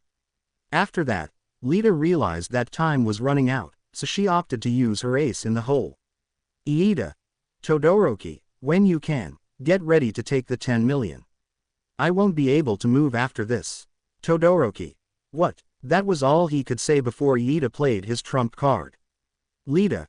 Recipro burst, was what Lita said before running at super speed, and in a few seconds he passed by Izuku's team, so that Todoroki could take the 10 million, something he managed to do. Izuku. What was that? Katakuri. Izuku, think about that later. We have to recover those points and prevent Charles from killing us. Izuku. He's right, and I think I know how to kill two birds with one stone, he said the last part with a malicious smile. Izuku. Hey thermostat, I'm flattered that you feel something for me, but I'm not playing for that side, so please stop trying to seduce me, he said all this while still smiling. Katakuri could only feel sorry for poor Todoroki. Todoroki didn't understand what Izuku was talking about, but his attention was focused on Charlotte's team. The reason, the Vinsmoki's death aura increased in size as she smiled at him. Charlotte. Would Todoroki-san do me the favor of getting away from my Izu-kun, and let me kill you? Shouted the Vinsmoke, before ordering her homies to destroy the bicolored boy. And at that moment Todoroki felt true terror. There were only 2 minutes left until the cavalry battle ended, 2 minutes that felt like an eternity to Todoroki. Lita was immobilized from using her ace in the hole. Denki was in no condition to help, just one download and he would go into his idiot mode, and Momo didn't have time to create something strong enough to protect them from Charlotte's homies. Todoroki created wall after wall of ice, hoping to buy enough time to end the competition, but the ice walls proved useless against Prometheus and Pandora's fire, and on the other hand, Zeus threw the occasional lightning bolt at them, from which Todoroki's team managed to protect themselves using a tarp of insulating material made by Momo, which was created before to protect them from Denki's discharges, but even that tarp had its limits. Todoroki was so focused on devising a plan to save himself and his team that he didn't notice a shadow falling over him. Izuku. This is mine, said the green-haired boy, before taking his ribbon from Todoroki's neck, as he flew over the aforementioned thermostat. Todoroki's thoughts. I let my guard down. Izuku flew back with his team, beaming with triumph, until a lightning bolt nearly knocked him down. With a little fear, Izuku looked in the direction from which the lightning came. Charlotte. CCCCAAAPPPIIIITTTAAANN, said the black-leg descendant in an angelic yet terrifying way. Izuku's thoughts. Damn, I'm the center of attention again. Charlotte.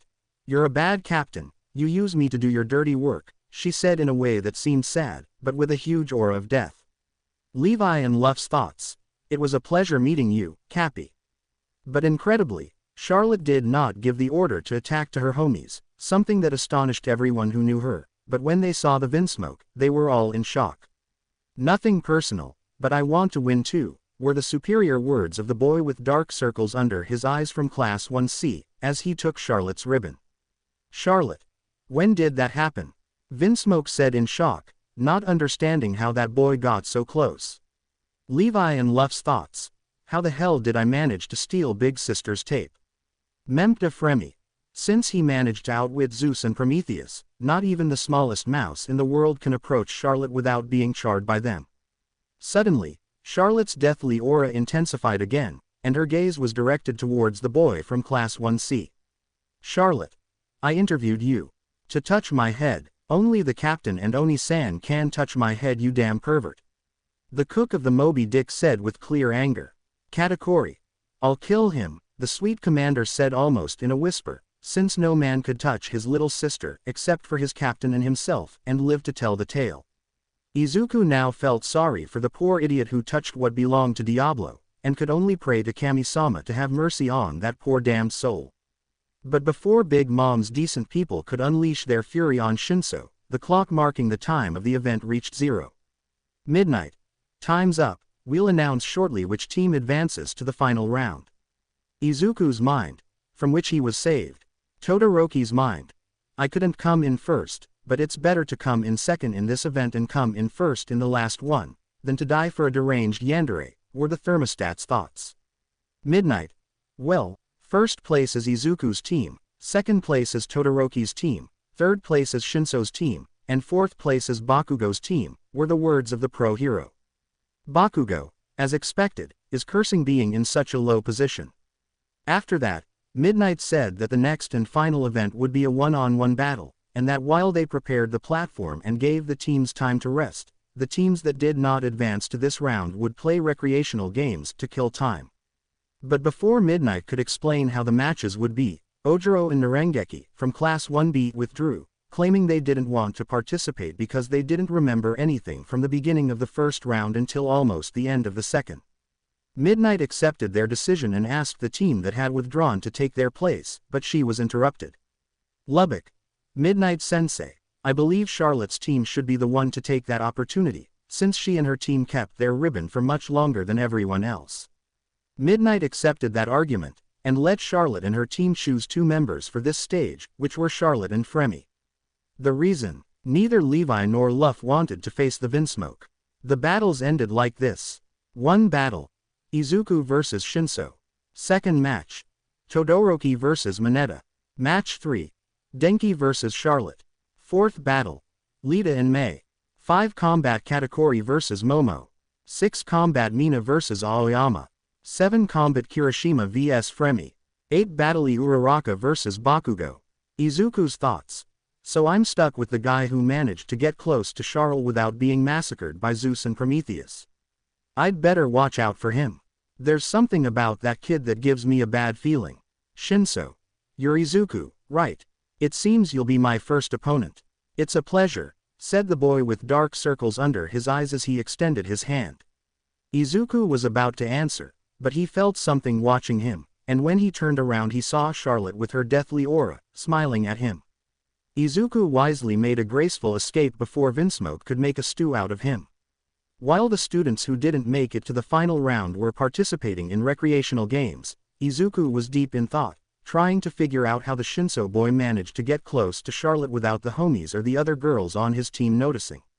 Izuku's thoughts. It's not possible that it's just a coincidence that Shinso has that strange presence and is able to hide it to go unnoticed, and outsmart Zeus and Prometheus so easily. In fact, I still don't understand how he survived Zeus's lightning bolt in the first place, and the strangest thing is that even though Aoyama and Ojiro were on his team, they don't remember anything. Izuku would have continued with his thoughts, if it weren't for something else that caught his attention. For some strange reason, Katakuri had an annoyed look and emanated an aura of death. The reason? It turns out that Mineta and Denki had the idea to trick all the girls in their class into wearing cheerleader outfits. This plan only partially worked, since Fremy, Disc Levi, and Luff realized the intentions of the 2 perverts and didn't wear the outfits. But they also didn't say anything, because they knew what would happen if a certain user of the Mochi Mochi no Mi found out that they had tricked Charlotte into wearing that outfit, not to mention that Izuku would possibly also join the more than likely massacre. When Izuku saw his Nakama upset, he tried to ask what was wrong, but he quickly froze in the act when he heard a very familiar voice. Charlotte. Izu-kun. Izuku slowly looked in the direction from which the Moby Dick cook's voice came, but froze when he saw Vinsmoke in a cheerleader outfit. Izuku's thoughts. Now I know why Katakuri is upset. Charlotte. Izu-kun, are you alright? You've frozen. Izuku. Yes, I'm fine, but Charles, could you tell me why you're wearing that cheerleader outfit? Charlotte. Ah, this, said the Vinsmoke girl as she showed the green-haired boy how the suit looked. Mineta and Denki told us all that this was a female uniform for the upcoming event, but for some reason, Fremy, Disc, Levi, and Luff refused to wear it. Izuku's thoughts. I'm going to kill those 2 perverts. These were the first thoughts that went through the green-haired boy's head, until he realized something. Izuku. Charles, you're not angry anymore, right? The green-haired boy said cautiously, discreetly scanning all possible escape routes in case his comment made the smiling Shinigami return. Charlotte. Ah, you mean when I tried to knock you out of the competition? Oni-san already answered me back, and I'm really sorry that my jealous outburst caused you those little problems in the previous round. Izuku's thoughts. Katakuri-sama, where should I build the altar for you? Charlotte. Changing the subject, do you think I should change my clothes? I'm a little embarrassed to be like this in front of you, said Vinsmoke with a slight blush. Izuku. Yes, that would be best. Even though you look very cute in those clothes, it would be better if you changed so the perverts don't see you, the green-haired boy said, blushing. Charlotte. Lee Linda. The Vinsmoke stuttered, as her face reached a new shade of red and steam billowed from her head. Izuku was worried about this, until Charlotte reacted. Charlotte's eyes lit up with hearts, and she threw herself to the ground, rolling and shouting with joy. Before Izuku could say anything, Levi appeared from the ceiling in true ninja style, knocked Charlotte out, and took her away. Izuku just stared into space during this little scene. Izuku. I wonder if the Black Leg Pirate had a similar relationship with his wife. Later, in the UA arena. Midnight. Very well, the preparations are ready, the professional heroine said into a communicator, Present Mike. Present Mike. Well, thank you, he said, then used his quirk to amplify his voice. YYYEAA. Very well, my dear audience, the wait is over, the third round matches are about to begin. After that, 2 doors opened, Izuku came out of one and Shinso came out of the other. Present Mike. First, from Class A, we have the class representative, the immortal bird of the hero course, Izuku Midoriya, after the boy was heard applauding from the audience, and on the other hand, forgive me but he hasn't done anything remarkable, from Class Century Hitoshi Shinso. After the presentation, the 2 contenders stood on the concrete platform, facing each other. Midnight.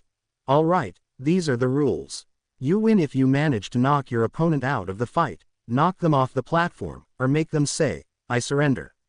If things get dangerous, we'll end the match, Commander. After saying that, Midnight distanced himself so as not to interfere with the fight. Shinso.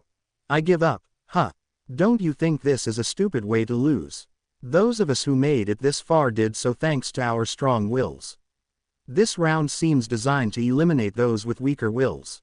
How did your lemur friend withdraw over something so stupid involving pride? Izuku found Shinso's way of speaking suspicious. He was clearly provoking him, but why? Not wanting to push his luck, Izuku used his observation haki to see what his opponent was up to, and what he saw cleared up his doubts. Izuku's thoughts. So he has a mind control quirk. Well, as long as I don't talk to him he can't do anything. Present Mike. Ready, begin. Were the shouts of the professional hero to start the fight. Quickly, Izuku launched himself at his opponent, knocking him to the ground, holding him down with one of his phoenix claws and with his arms in their wing form. Present Mike. Ooh, contestant Midoriya doesn't mess around, he submitted his rival in the blink of an eye. Shinso. I see you're fast, and the fact that you don't say anything when I speak to you makes me think you've figured out how my quirk works. Izuku nodded. Shinso. I see, then I'll have to be more serious. After saying this, Shinso placed his palm on the green-haired boy's chest, and Izuku immediately felt a cold sensation in his heart, as if something were touching him. Sensibly, Izuku released his opponent and took a step back, while the shock on his face was visible. Izuku's thoughts. What the hell was that? In the student gallery, Lubbock. Does anyone know what's gotten into Cappy? Levi. If you ask me, I'd say that Captain America was attacked with something, and it was because of something that Shinso Kid did. Charlotte. Oni-san, do you know what's wrong with Izu-kun? Katakuri. He's terrified. Those words shocked Izuku's crewmates. Whatever that guy did to Izuku, it left him terrified, and that's why he distanced himself. Lubbock. What, the captain is terrified? What kind of witchcraft is this? For Lubbock, one thing was clear. There were very few things that scared his captain to the point of wanting to get away from someone other than Kiyoya or Charlotte in her smiling Shinigami guise, and for a boy with nothing remarkable about him except for his dark circles to achieve such a reaction in his captain was something that defied all the laws of logic. Back in the arena, Shinso. Surprised. It wouldn't be surprising. When I took the UA entrance exam, I also thought my quirk was limited to mind control, but I discovered I was wrong. My abilities go far beyond that, he said with a smile. Izuku decided not to take unnecessary risks and launched his attack. Izuku, Fénix Gohan, and the powerful shockwave went straight towards Shinso, who was unfazed by it.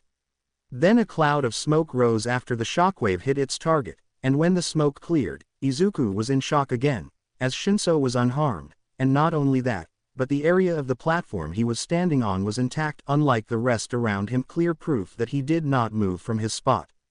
With Izuku's friends, Levi. He's a sorcerer. Lubbock. Father, I challenge Satan, said the Don Quixote while making a cross with his fingers. Charlotte. Oni-san. Katakuri. I know what you're going to present, but I only saw a strange energy appear in front of Izuku's attack just seconds before it reached its target. Back to the fight. Izuku was confused now. He didn't know what his rival had done, but he wasn't going to give up. Suddenly everyone in the stadium felt as if their bodies were being pulled towards the ground. For Izuku's friends it was clear, the green-haired boy was using his conqueror's haki to bend his opponent's will. Shinso. I really didn't expect this, said the boy with dark circles under his eyes, with some difficulty. It's similar to what I can do. He said the last part with a smile. Suddenly, another sensation overwhelmed all the spectators, but it wasn't a presence that forced them to bow their heads, but one that instilled terror, as if death were touching your soul with its icy hands. Lubbock. What the hell? What is this feeling? Charlotte. Oni-san, is this conqueror's haki? Katakuri. No, this is very different from haki, it's as if death or something similar were literally making itself known. With the green-haired one. Izuku's thoughts. What is this feeling? It's like his mere presence inspires terror. No, it's not just that, the temperature around him is dropping. He thought this last part as he saw a thin layer of frost around Shinso. Could he have a dual quirk like the thermostat? If that were the case, he would have already used it when he took the entrance exam, and he wouldn't have told me he only recently learned how to do it. Izuku looked at the students of Class 1C. His classmates are just as confused as everyone else. So this is the first time he's used it. But what is this, really? Shinso. I see you're confused, so I'll explain.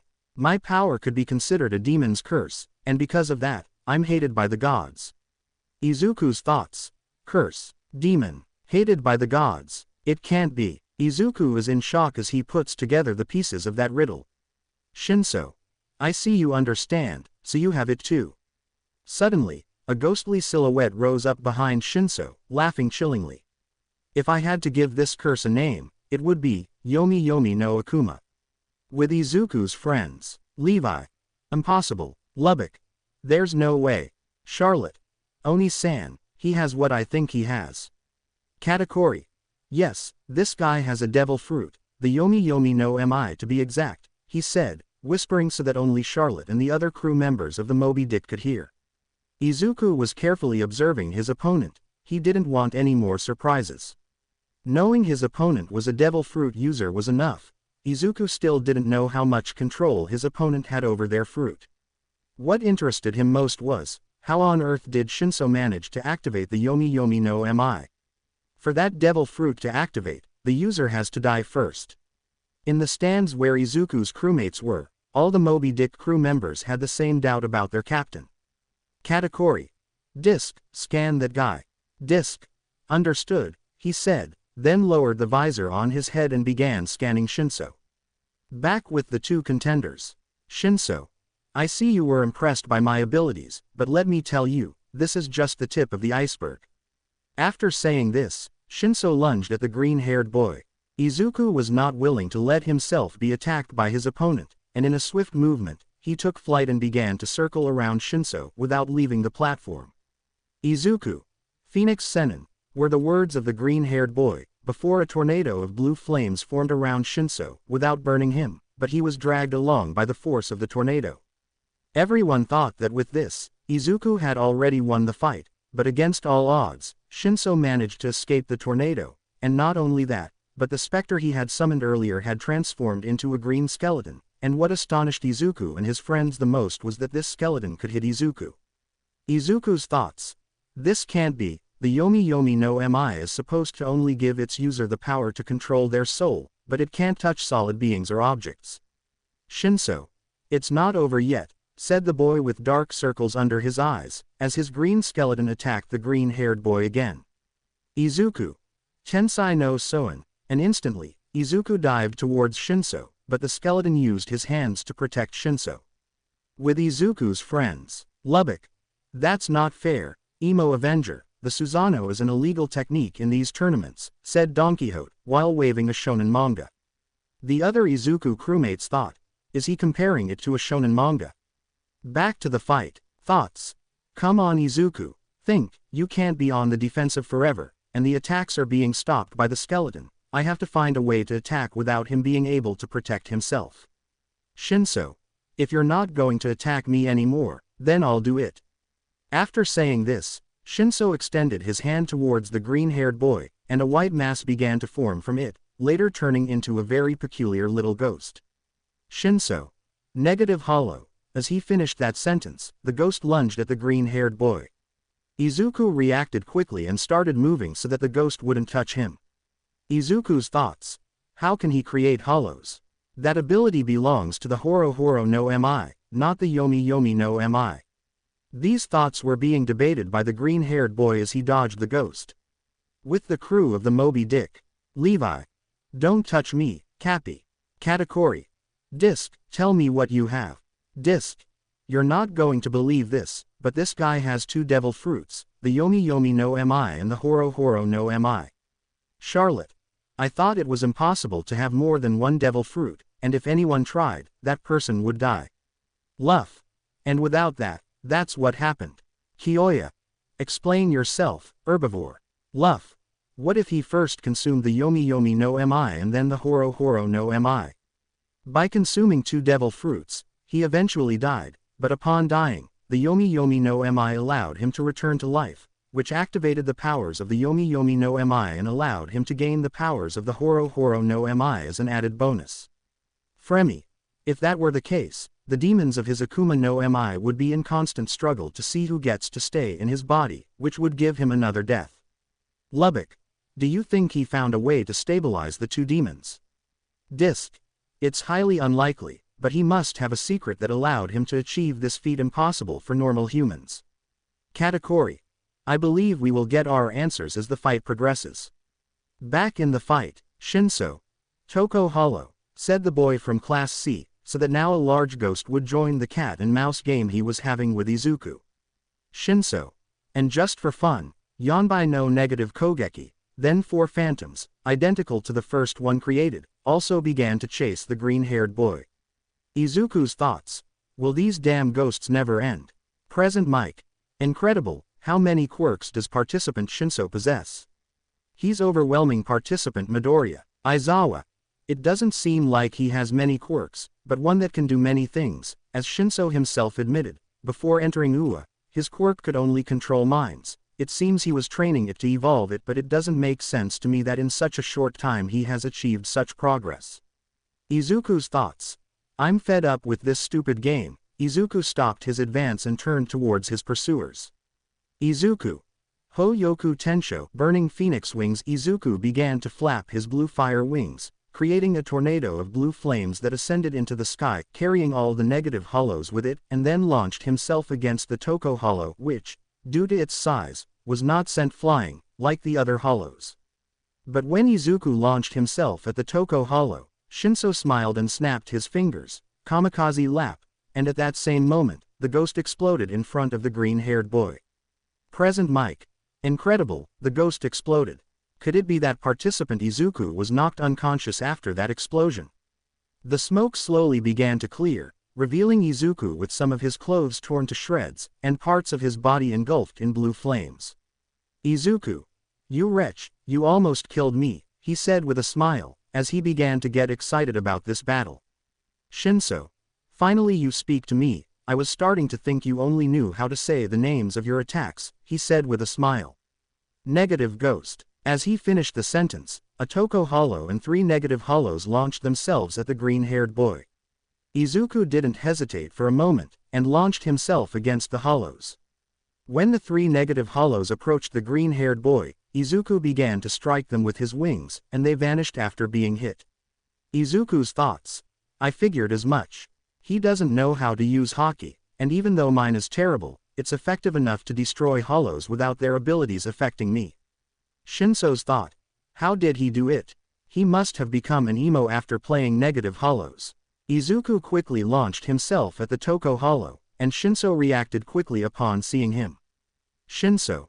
Kamikaze lap, he said, snapping his fingers, but again, Izuku destroyed the ghost without anything happening. Izuku took a running start and began to spin, forming a drill of blue fire. Izuku. Burba no Tori, grab a bird. Shinso. Sukurutonkingu, Skeleton King, was what he said, so that the skeleton put his hands in position to stop the attack. But when the blue fire drill collided with the skeleton's hands, both Shinso and his creation were slowly pushed off the platform, and when Shinso saw this, he tried to take action. Shinso. Sukuruten Heisha, skeleton soldiers, were the words used by the user of the Yomi Yomi no Mi, so that a bunch of normal-sized skeletons came out from the ground and tried to prevent the large skeleton and its creator from being taken off the platform. But this didn't help much, as they were still being swept away by the force of Izuku's attack. Midnight.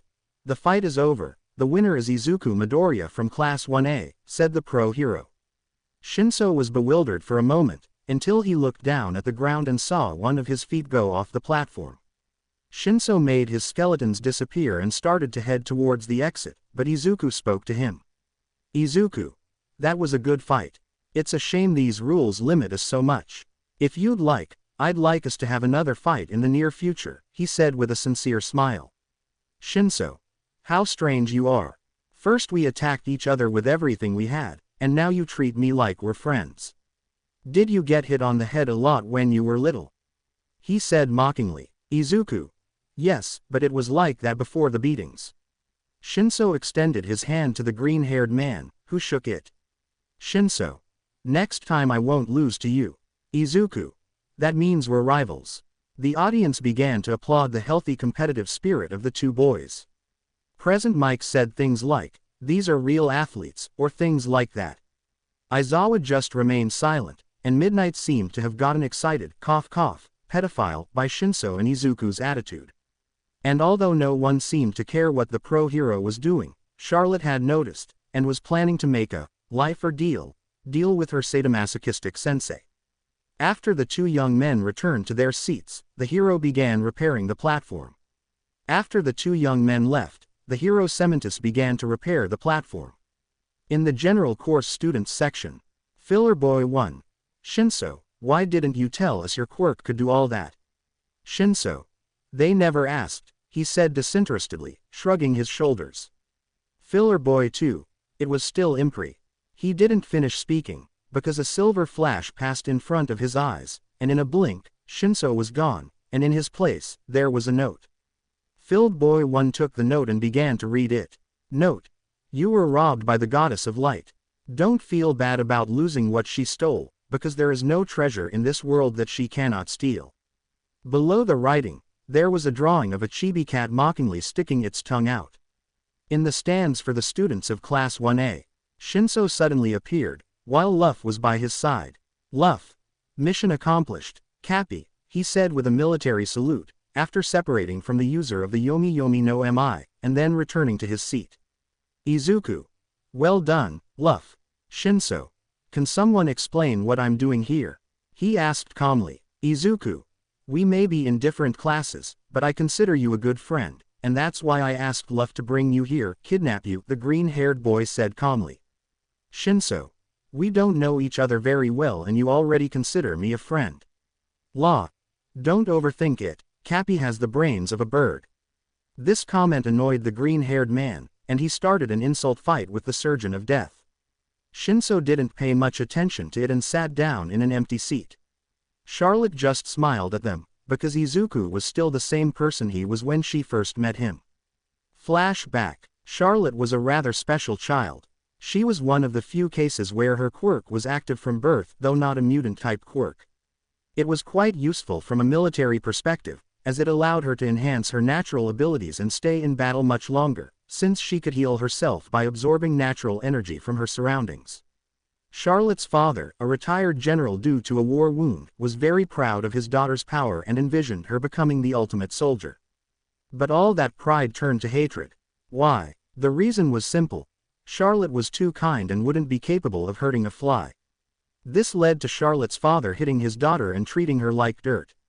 It only got worse when, no matter how much he hit or insulted her, Charlotte never defended herself or showed any intention of doing so.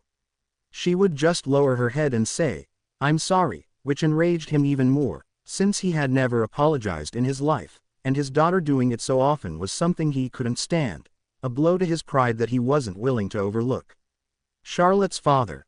"Screw me well, you piece of trash, I was a bnha, you belong to one of the most important families in the world, even your stupid mother named you Charlotte, in honor of the now extinct Charlotte family, and to top it all off you are a Vinsmoke through your useless mother, you have royal blood running through your veins." Charlotte. "I'm sorry, father," said a 6-year-old Charlotte. While lowering her head, Charlotte's mother died on the same day as her birth. General bnha couldn't stand it and with one blow smashed his daughter's face against the ground. "Gee, bnha. Don't bow your head so easily, trash. Show some pride and don't degrade my surname and blood to the level of the weak." Charlotte. "Sorry, father," the Vinsmoke girl said with difficulty, but this only caused her father to kick her. One might wonder how such an unstable man could be allowed to raise a daughter, but this question had two answers. The first, although General bnha is a man with anger issues, he is Charlotte's only known living relative. The second point, however abusive Charlotte's father may be, he has a very high social position, so much so that it is very difficult to take custody of his daughter away from him, just for applying what he considers rough love, or discipline. These cases were not so rare in society, since the number 2 hero, Endeavor, used to beat his wife and subject his children to very harsh training from an early age. After her father's now customary beating, Charlotte began wandering the streets in search of food, since according to her father, the weak only eat what the strong leave behind, and no weak person can eat leftovers at home. Author's note: this guy makes Endeavor look like a good father. Charlotte didn't fare any better on the streets either, because children bullied her, thinking she didn't have a quirk, and the fact that she didn't defend herself didn't help much. On the other hand, adults didn't pay attention to her, because they knew who her father was, and seeing no injuries on her body beyond a few scrapes, they thought she was just trying to get attention. What they didn't know was that the reason she didn't have serious injuries was because her quirk healed her. Otherwise, she would have a lot of bruises, cuts, and even broken bones. Filler Boy 1. "Very good, useless, give me your money," said a boy who appeared to be 9 years old to Charlotte, and behind the boy were 5 more of the same age. This was routine for Charlotte. She had no money, and abusive boys like this one would always beat her up until they got bored and left her alone, and this was the best case scenario, since some used their quirks on her. Charlotte. "I'm sorry, I don't have any money," she said while lowering her head. Filled Boy 2. "Don't lie, you're the daughter of that general or whatever, you surely have enough money to buy a whole candy store," he said this while hitting Charlotte on the head. Charlotte. "I'm sorry, but my father doesn't give me any money," she said while crying and keeping her head down. This only annoyed the boys more, because it was always the same with Charlotte. She never had money, but she did have expensive clothes. Note: even though her father sees her as useless, he doesn't allow her to wear ordinary clothes, and only lets her wear expensive clothes. The reason? So that she doesn't embarrass him in front of society. But this time they'd had enough.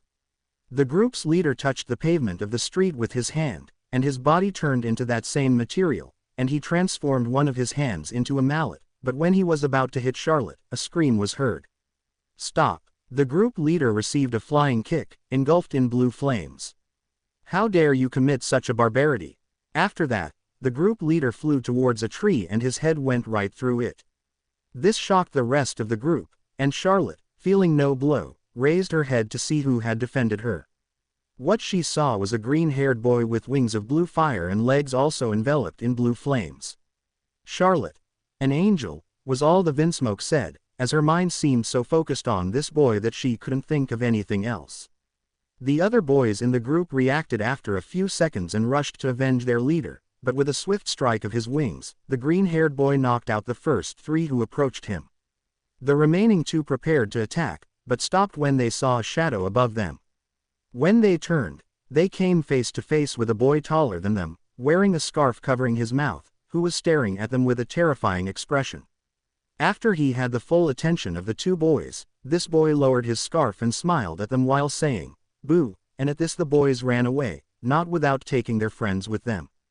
After the group left, the green-haired boy approached Charlotte to see if she understood correctly. "Are you okay? Did those idiots hurt you?"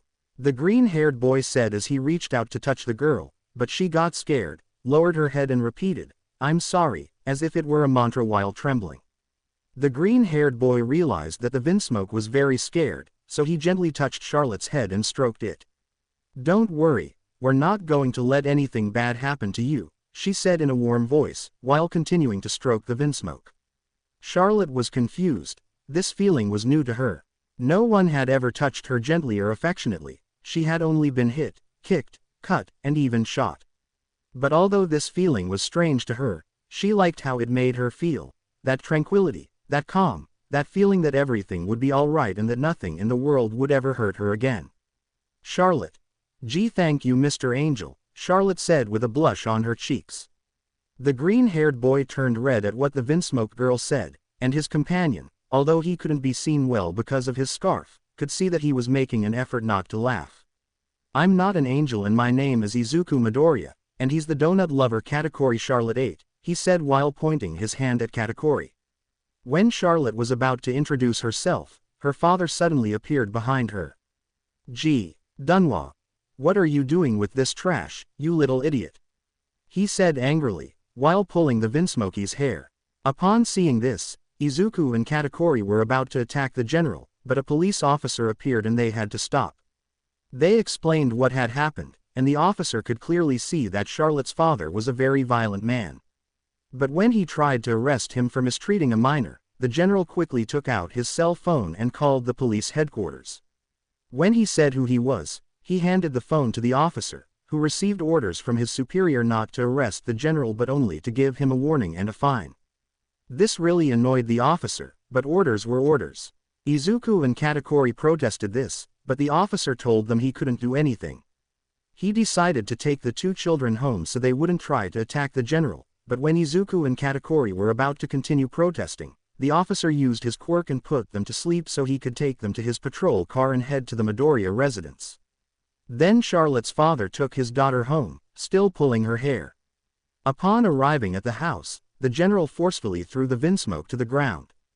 "Gee, Dunwa. This is the last time you embarrass trash. It's one thing to let weak people call you what you are, trash, but it's quite another to let other weak people, even more stupid than those who hit you, defend you," he said with clear anger in his words. Charlotte, "I'm sorry, Dad," didn't finish speaking, as her father kicked her in the mouth. "Gee, Dunwa. I told you not to lower yourself to the level of the weak. Only the weak ask for forgiveness from the strong, and the strong face their attackers, trash," he said while repeatedly hitting and walking the Vinsmoke. "Gee, Dunwa. Listen, trash, this is your last chance to show you're worth something. He throws a very strange fruit at him. That fruit is cursed by a demon. Eat it and use the demon's power to defend yourself." He then put his hand on his shadow and then did the same with Charlotte's. After this, exact copies of Charlotte and her father came out, but their skin was black, as were their clothes. In addition, Charlotte's doppelganger had a sadistic smile on its face. "Gee, Dunwa. As you know, my quirk allows me to create shadow soldiers. If you're truly worth anything, defeat my shadow and yours with the power of the demon that dwells within that fruit." Charlotte hesitated for several minutes, unsure whether to obey her father's orders. She was well aware of the 2 weaknesses of her father's quirk. One was that if the shadow's owner had a stronger will than her father, the shadow would rebel against him and ally with the original owner. The other was that if a shadow was destroyed, the original owner would also be destroyed. In other words, her two options were either to have her shadow help her overcome her father's will and fight his shadow. If one shadow destroys another, the original owner is unharmed, or to destroy her father's shadow, but that would ultimately kill him. Charlotte chose to eat the fruit and hope that the demon in it would give her a strong will so that her shadow would help her. After Charlotte ate a piece of the fruit, her shadow kicked her chin so hard it lifted her off the ground. When Charlotte fell to the ground, her father's shadow grabbed her head and slammed it hard against the ground. Charlotte is rapidly losing consciousness, until she hears a voice. "How long are you going to let him treat you like this?" Time stood still for Charlotte, and when she realized it, she was no longer in her house, but in a beautiful garden, and in it she could see a brown-haired woman with 3 eyes, who was looking at her. "Honey, girl, have more respect for yourself, and give that idiot back all the beatings," the brunette said angrily, not because of the vinsmoke in front of her, but because of her paternal father. Charlotte. "Excuse me, but who are you?" "Ah, these children today are slower. I'm Pudding Charlotte, and I'm your ancestor, but you can call me Grandma." Charlotte. "Grandma, Pudding. Kaya, you called me Grandma, you're so kawaii Kaya," she said while rolling on the floor with hearts in her eyes. "Pudding-chan, stop that, you're going to give her a bad impression," said a blonde man with a curled eyebrow. "Pudding. Shut up Sanji," she said angrily. "San," the anger quickly faded and their hearts returned. "Sanji. Don't pay too much attention to your grandmother's craziness, she's a bit of a tsundere. Oh, and by the way, I'm Sanji Vinsmoke, and I'm your crazy grandmother's husband and also your ancestor." After this, Sanji offered Charlotte a slice of cake. Charlotte. "Gee, thank you, Grandpa Sanji." She took the plate with the slice of cake, then ate it and enjoyed its flavor, something that brought a smile to Sanji's face. Charlotte. "Excuse me if my question bothers you, but where are we?" she asked after finishing eating. Pudding. "We're in a room of memories. You see, my little one, in life I was a devil fruit user that allowed me to manipulate people's memories, but after much effort I managed to awaken my fruit, and thanks to that I was able to reach a new level in my memory manipulation. I gained the ability to store a copy of my memories and those of anyone else in my genes, so that these memories will help my descendants in life or death situations. That's why you're here. It's a mental escape to protect you from the outside world and advise you whenever you need it." Charlotte. "But why only now?" Sanji. "Because only now are you in mortal danger. This place doesn't reveal itself to you unless you enter a critical situation at least once in your life, and your quirk made this more difficult, by healing." Charlotte. "But I don't know why they're so nice to me, I'm trash, and they don't have to treat me well. Even those boys helped me and I didn't even tell them my name.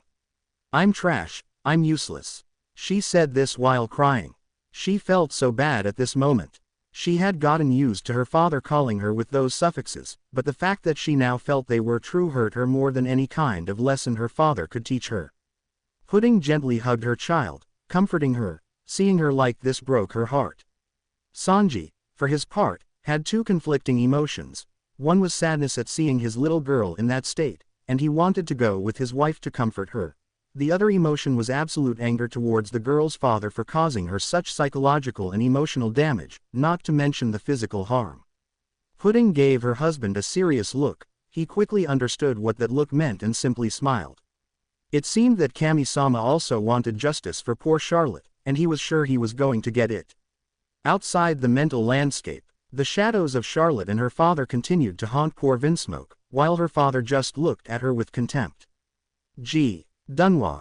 Go meet with your stupid mother, trash," he said, turning away to let the shadows finish their work, but something caught his attention, and as he was about to turn around, his shadow kicked him, sending him crashing into a wall. "Shadow. Collier," was what the shadow said after attacking its creator. "Gee, Dunwa. What's wrong with you, stupid shadow?" he said after recovering from the blow. "Shadow.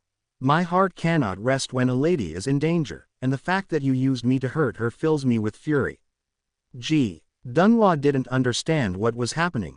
It seemed as if his shadow had become a different person. But when he tried to get rid of it, a bullet pierced his shoulder, and when he saw the culprit, he was in shock, since it was Charlotte's shadow that shot him with one of the many pistols he kept throughout the house, and not only that, the shadow was helping Charlotte get up and holding her so she wouldn't fall. He didn't have much time to think, as his shadow attacked him again. Shadow. Apal, shoulder, performed a downward kick on the general's shoulder. Kotelet rib, the shadow stood on its hand and with one of its legs, kicked the general's ribs. Cell, lower back, with its free leg, kicked the lower back. Poitrine, chest, with its leg hit the general's chest. After this beating, the general went through another wall, but the shadow was not satisfied with this, and in a moment his leg was engulfed in flames. Shadow. Diabol Hambi, devil's leg, premier hashish, first-class minced meat, the shadow leapt into the air and struck its creator with both legs. Extra hashish, top-class minced meat, the shadow began a barrage of flaming passes against the general. The shadow was already preparing to deliver the final blow, but Charlotte's shadow caught its attention. Charlotte's shadow. Darling, I think it's best if our special little one finishes your dish, she said sweetly, in a pudding-like voice. General's shadow. All right, my dear, he said with a kind smile, using Sanji's voice, and moved away from the general, so that Charlotte's shadow could take its original form to the badly wounded general, who was almost unrecognizable, and by sheer miracle was still alive. Charlotte's shadow. Come on, my child, say it, she said gently. Charlotte. Dad, if you don't love me as I am, I'll take 50, she said with difficulty, since although her quirk made her heal faster, it wouldn't make her immortal or immune to pain. General Dunhua could barely move, and when he saw his daughter, panic seized him and he tried desperately to escape. General's shadow. Pudding-chan, are you sure about this? Charlotte's shadow. If Sanji-san, I trust that she won't follow in his footsteps, so I ask you to trust me. Charlotte. Don't go. A dark atmosphere was felt throughout the place. Love me or life. At these words, a pink substance began to come out of the general's body, and as if she were prepared, Charlotte ripped that substance from her father's body with a single shot, and then, General Dunhua fell dead. After he died, the two shadows disappeared. Charlotte. Dad, Charlotte said weakly as she saw her father's body on the floor. Dad, she screamed loudly, tears streaming down her face. She didn't want him to die. She only wanted him to love her, to hug her like her grandmother did, or to stroke her hair like Izuku did to calm her. But her father denied her that love until his very last moments. Charlotte screamed and cried so loudly that she didn't notice the same substance that had come out of her father's body now coming out of hers, heading in two directions, one toward a flame created by the attacks of the shadow controlled by Sanji, and the other toward the clouds. The more Charlotte screamed, the more of this substance came out of her body, and at the same time, the plants around Charlotte began to wither, and as she screamed more, so did those around the house. She screamed and screamed until she was hoarse from so much yelling, and when she stopped screaming, she saw two creatures beside her, a sun and a cloud. End of flashback. Charlotte's thoughts. After that, the authorities put me with a foster family, and I met Izu-kun and Oni-san at my new school and Izu-kun gently stroked my hair again. And even Oni-san did too. That was definitely one of the best days of my life. Charlotte snapped out of her thoughts when she saw that the platform was ready. Lubbock. Hey, big sister, you better get ready, this fight will be very short and you're next, after the thermostat makes an instant grape slushy. She just smiled and went out to get ready. All eyes on the platform or on the spectators, not because they thought it would be an impressive battle, but because one of the participants was the son of the number 2 hero, Endeavor. Lubbock. Welcome to the thermostat versus perverted grape fight. You are not allowed to eat, drink, talk, breathe, or blink, because you might miss it, said the heavenly demon, while filming the future massacre with a camera. Present mic. Alright, the second fight has begun. First up, we have one of the best students in Class 1A, the son of the number 2 hero, the ice that burns in hell. Todoroki Shoto, said the pro-hero, as the aforementioned climbed onto the platform. Law. The favoritism is obvious, he's not even in the same league as us or the captain, and yet they treat him like a prince, said D, clearly annoyed by the presentation of the Winter Man, just for being the son of a famous hero. Present Mike. And his opponent, the perverted grape of Class 1A who was sure to die a virgin, Minoru Mineta. Aizawa. Was that necessary? He asked his fellow announcer. Present Mike. This was written in his introduction for this match. Is this a joke? Mineta. Who was the idea of introducing me like that? In the stands for the students of Class 1A, Izuku could be seen giving money to Levi. Levi. A pleasure doing business with you, Cappy. Back with the fighters. Mineta. Todoroki, I'm going to beat you, and then all the girls will love me and I'll be able to touch their bodies. Mineta's thoughts. Why did I have together with one of these first-rate monsters? I wanted to fight one of the girls. Tribunes of the students of Class 1A. Fremi. Todoroki kills the grapes. Luff and Levi. Go Shoto go. Go Shoto go. The Roronoa yelled while waving flags with Todoroki's face on them. Disc. Forget about being kind or compassionate, get the filling out of that animal in heat. Law. Aren't you going to say anything? The D said to his captain and sub-captain, since the statements of Mineta could include a certain cook. Izuku. I don't see the point. Katakuri. It's not my problem if that idiot gets embarrassed. Although the statements of the two young men seemed calm and implied that they didn't care, their bodies unconsciously released a little of their conqueror's haki and they clenched their fists tightly. Izuku and Katakuri's thoughts. If you don't slowly and painfully kill the grape, you'll pay dearly for it, thermostat. 1 minute later, the fight, if you can call it that, was very quick. Mineta launched an attack against Todoroki, thinking that if he managed to immobilize him before he attacked he could win, but Todoroki wasn't playing around and with a single movement, he trapped Mineta inside a small iceberg, which almost reached the stands. Present mic. The winner is Todoroki Shoto. Wasn't that a bit of an exaggeration? He asked quietly. Todoroki. Sorry, it's just that I remembered something that irritates me, he said while looking at his father in the spectator stands, and proceeded to unfreeze the pervert. After Mineta was taken to the infirmary, Present Mike started the next match. Present Mike.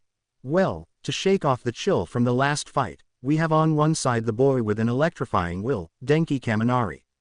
Denki stepped onto the platform and the crowd applauded. Lubbock. Poor thing, he's a lamb on the way to the slaughter. Present Mike. And his opponent, the girl whose smile is like that of an angel, and whose anger is like that of a demon, Charlotte Dunwa Vinsmoke. The applause and cheers were immediate. It was clear that Charlotte was more loved than Denki. Lubbock. And here comes the butcher. Izuku. I doubt it. Knowing her, she'll give up so as not to hurt Denki. She's always been against violence against the weak unless she's in smiling Shinigami mode, then she doesn't notice the difference between a person and an ant. Lubbock. I anticipated that, and gave her something to motivate her to win, he said with a genuine smile. Izuku. Oh no, I know that smile. What the hell did you do? Lubbock. I only gave him this, and hands a sheet of paper to the green-haired man. The sheet said the following. Charles, my love for you burns like 1,000 suns, your smile makes my heart race and takes my breath away, but as a descendant of Whitebeard, I can't be with someone weak, so if you win this tournament, I'll do whatever you want for a whole week. Firma Izuku Midoriya. Izuku was in shock, not because of what the sheet said, but because it was written in his handwriting. Izuku. How? Lubbock. The credit isn't just mine, the idea was Levi's and Disc forged your handwriting, I just put what you write in your notebook with compliments for Big Sister and gave it to him. The three responsible parties smiled at their actions. Izuku. What were you thinking, you trio of idiots? Do you want to have the end of the world ahead? Luff. We'll miss you, belated Pikachu, he said while crying and wiping his tears with a handkerchief. Katakuri. Denki. You will live forever in our hearts, he said while holding a Bible in his hand. Law. Soldier, your sacrifice will never be forgotten, and your death will not be in vain, he said, as he stood up and tipped his hat in respect. For some reason, Denki felt that something very bad was going to happen, and the atmosphere full of hearts and flowers around Charlotte didn't give him a good feeling. Charlotte. Denki-san, I have nothing personal against you, but I want to win, so please, die. After that, Charlotte looked at her homies. Charlotte. Zeus. Zeus. Yes, Nay-san. Zeus transformed into a thunderstorm cloud. Charlotte. Prometheus. Prometheus. Yes, Nay-san. Prometheus. Flames increased, giving him an intimidating appearance. Charlotte. Pandora, you stay close just in case. Pandora. Nay-san. Denki was not willing to go down without a fight and launched his attack first. Denki. Unrestricted discharge. 1.3 million volts, and the electric discharge was launched directly at Charlotte, but before it reached its target, Zeus intervened and absorbed the electricity and increased in size. Charlotte. Nice try, she said with a smile, then placed one of her hands on Zeus. Charlotte. Radiant lightning. After that, a powerful lightning bolt was launched from Zeus, aiming to hit Denki, who was slightly damaged, but due to his resistance to electricity acquired from the constant use of his quirk throughout his life, the damage was not enough to knock him out. Charlotte proceeded to place her other hand on Prometheus and said, "Heavenly Fury," and slammed Prometheus into the ground, causing a huge explosion of flames, and when they could see what was happening on the platform, Denki was with multiple burns and unconscious. Present mic. The winner is Charlotte Dunwa Vinsmoke. Someone take contestant Denki to the infirmary. Present mic. In the fourth fight we have the speed machine, from the hero course, Tenya Iida. The crowd applauded with excitement, and his opponent, from the support course, Hatsune Mei. The applause was also for the pink-haired girl. Before the match began, Present Mike noticed that Iida had special equipment for this fight. Iida explained that Mei had asked him to use it to demonstrate the efficiency of his inventions, but Present Mike clarified that only inventions created by oneself could be used. Iida then argued that Aoyama, Law, and Fremi were using equipment clearly not invented by them, to which Present Mike explained that they had requested special permission beforehand. In the end, the decision was Midnight's, who approved Lita using Mei's inventions, due to Lita's motivated attitude, pedophilia. The fight was quite curious. More than a battle, it seemed as if Mei was promoting her inventions. In the stands for the students of Class 1A. Katakuri. Fremi, Uraraka will lose her fight with the C4, it is your duty to eliminate him in the second round, the sweet commander said seriously, and in a tone of voice low enough that only the aforementioned could hear him, while he did not take his eyes off the platform. Fremi. Is it for the good of the captain? He said in a tone of voice equal to that of his superior. Katakuri simply nodded. Fremi. Okay, leave it to me. Fremi was willing to do anything for her captain, this was because she owed him a lot. Flashback. Fremi's life was not easy. From childhood she was always looked down upon by everyone around her, due to the hatred people had for her mother. Fremi's mother became famous almost worldwide because she was responsible for the deaths of many people, heroes, villains, and civilians alike. But what truly set her apart from other mass murderers was that on the very day she was arrested, she mercilessly murdered all the children in an orphanage. Why she didn't kill her own daughter was a mystery, as she implied that she didn't care in the slightest when questioned. The only thing she gave Fremi in her entire life was a rifle that she gave her when she was 5 years old, which according to Fremi's mother, belonged to Fremi's father who died mysteriously when Fremi was 1 year old, who wanted Fremi to inherit it from him when she grew up, and that she was giving it to Fremi at that time so that she could fend for herself. Wherever Fremi went, she always carried that rifle with her, because for her, that rifle was the only thing she had to know that she had a father, and she clung to it as if it gave her life. No matter where Fremi went, everyone knew who she was, because of her left eye and a small horn that stuck out from her forehead, both inherited from her mother, and were the easiest features to recognize, and all the adults looked at her as if she were a monster, as if the mere fact of being related to a murderer made her responsible for all the deaths she was accused of. Fremi only found acceptance in nature, in the forests. No one judged her, the animals treated her as one of their own, and she considered them her equals, and she considered humans to be foolish, closed-minded beings, incapable of seeing beyond their own noses. She spent almost all her time in the woods, she had no problem even staying overnight there. She was sent to an orphanage after her mother was arrested, and just because she was her mother's daughter, nobody wanted to adopt her, and the staff barely paid attention to her, and told the children not to hang out with her, saying that she was bad or dangerous, which the children did not question, believing that the adults were right. Fremi, on one of her many walks through the woods, reached an area she had never been to before. She walked for several hours, finding plants she had never seen before. She continued walking, marveling at all the things she saw, until she felt a small object fall on her head. She thought it might be a nut or a small fruit. She reached over her head to see what had fallen on her, and when she picked it up and saw what it was, she was astonished to see that what had fallen on her head was a very small person. Fremi. Who, or what are you? Was the question the albino asked the little person in her hand. I am Princess Mancheri II, and I am from the Tontaita tribe, the little person replied. Who are you, giant woman? It was the Tontaita's turn to ask. Fremi. Mi nombre es Fremi Speedra. The silly girl opened her eyes very wide. Mancheri. You are Fremi Lando, the little princess said excitedly. My name is Fremi, not Fremi Lando, the albino corrected. Mancheri.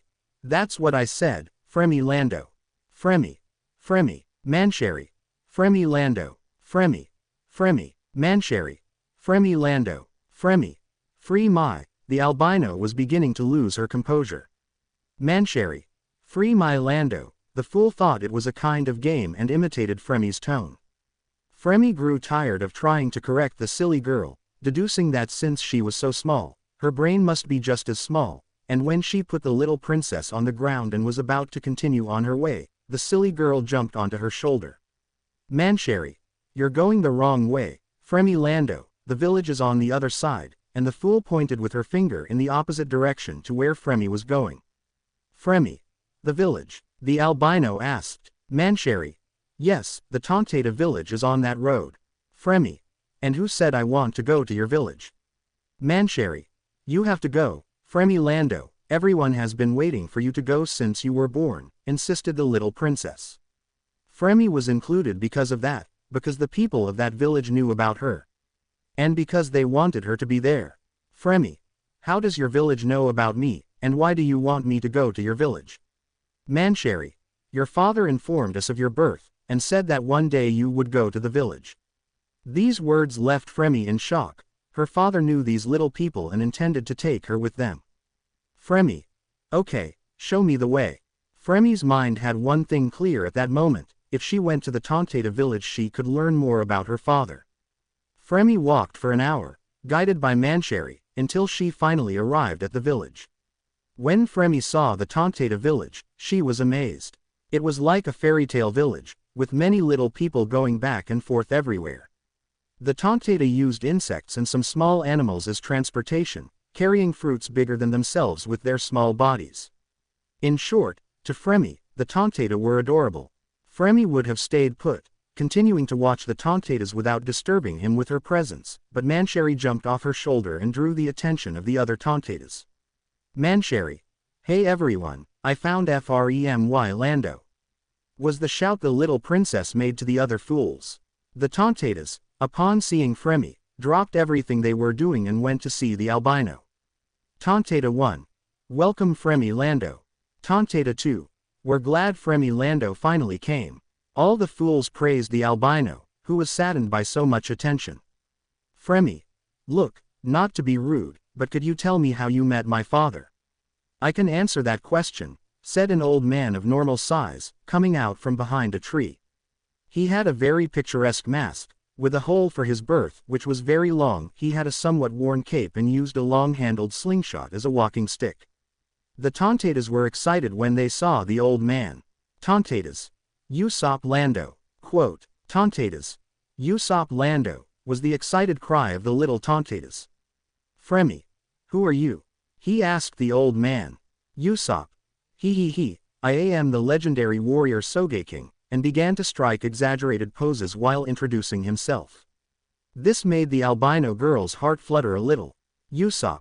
Although it's been a while since they called me that, people normally know me as God Usopp, and again he started with his exaggerated poses, but you little one can say, Captain Usopp. The Tontaitas were amazed by this unusual spectacle, while Fremi wondered if the old man was right in the head. Fremi. That's all very interesting, but could you tell me how you met my father and why he wanted me to come to this place?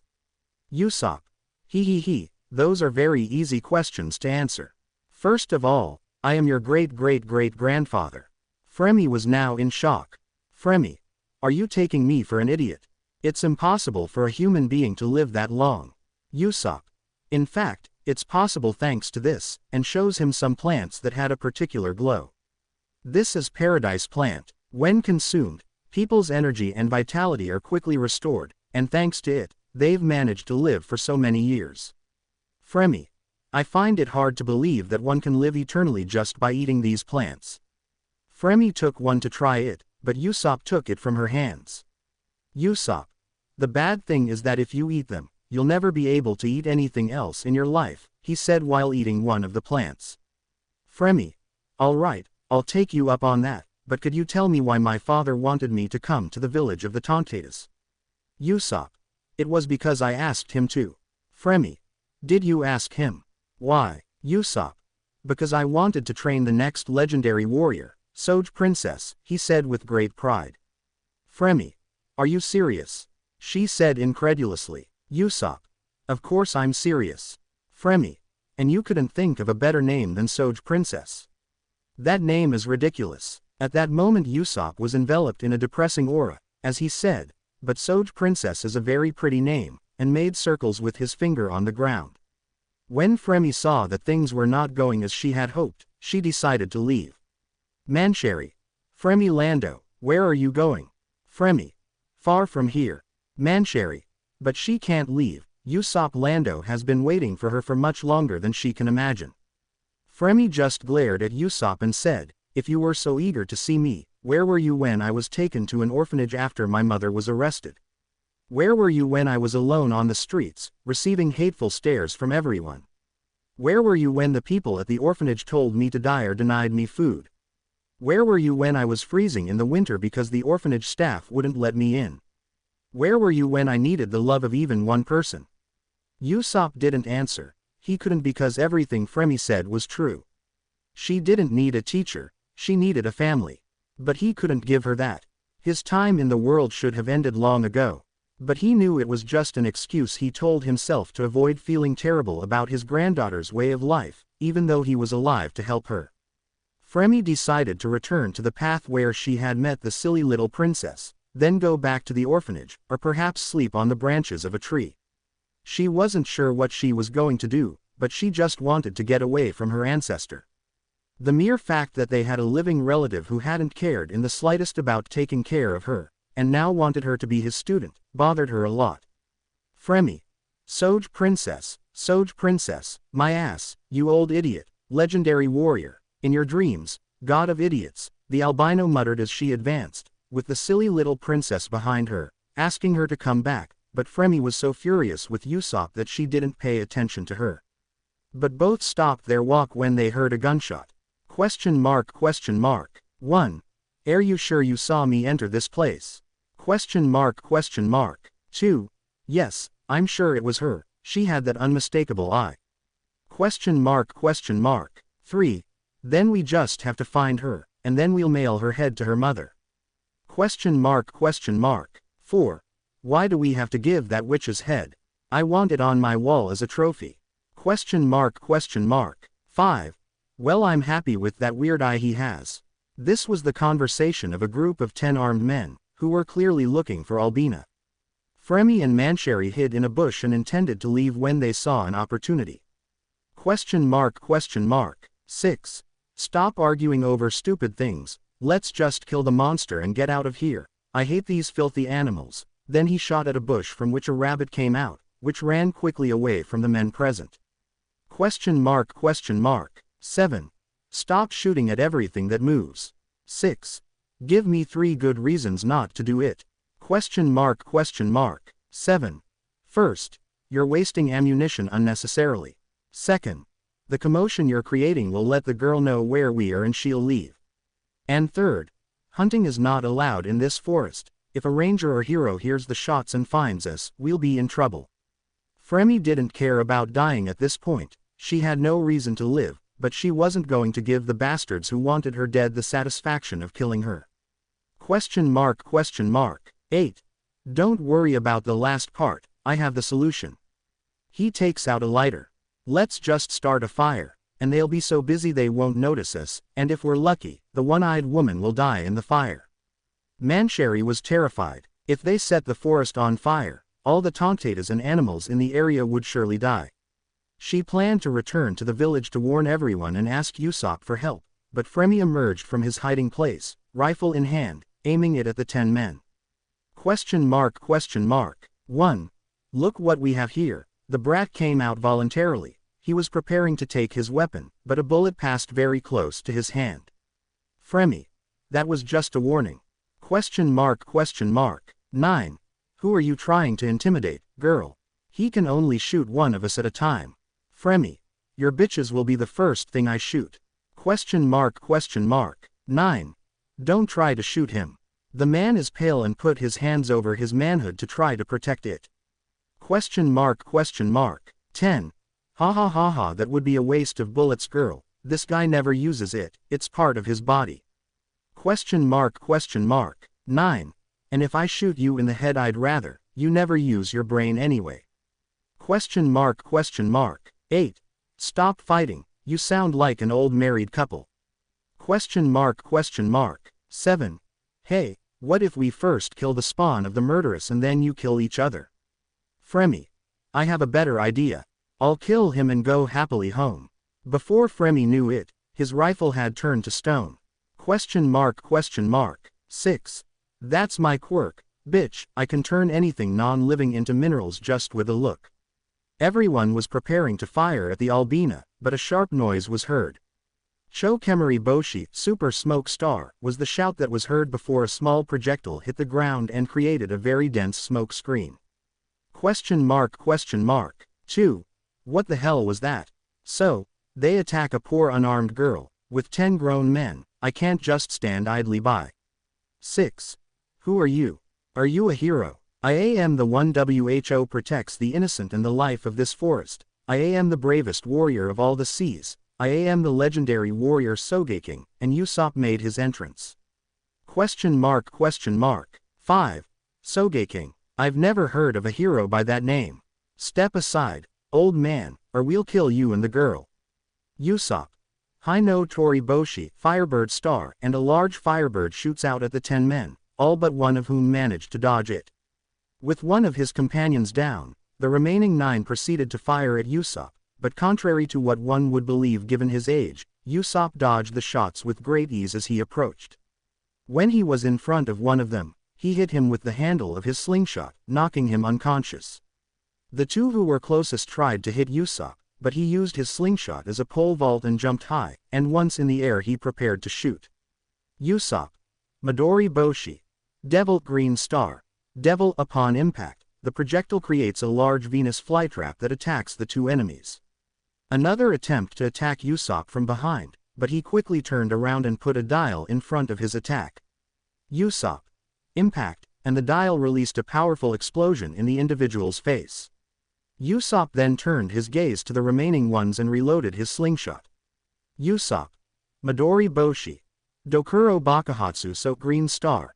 Exploding skull grass, and fired a projectile that explodes on impact, releasing a large red explosion in the shape of a skull.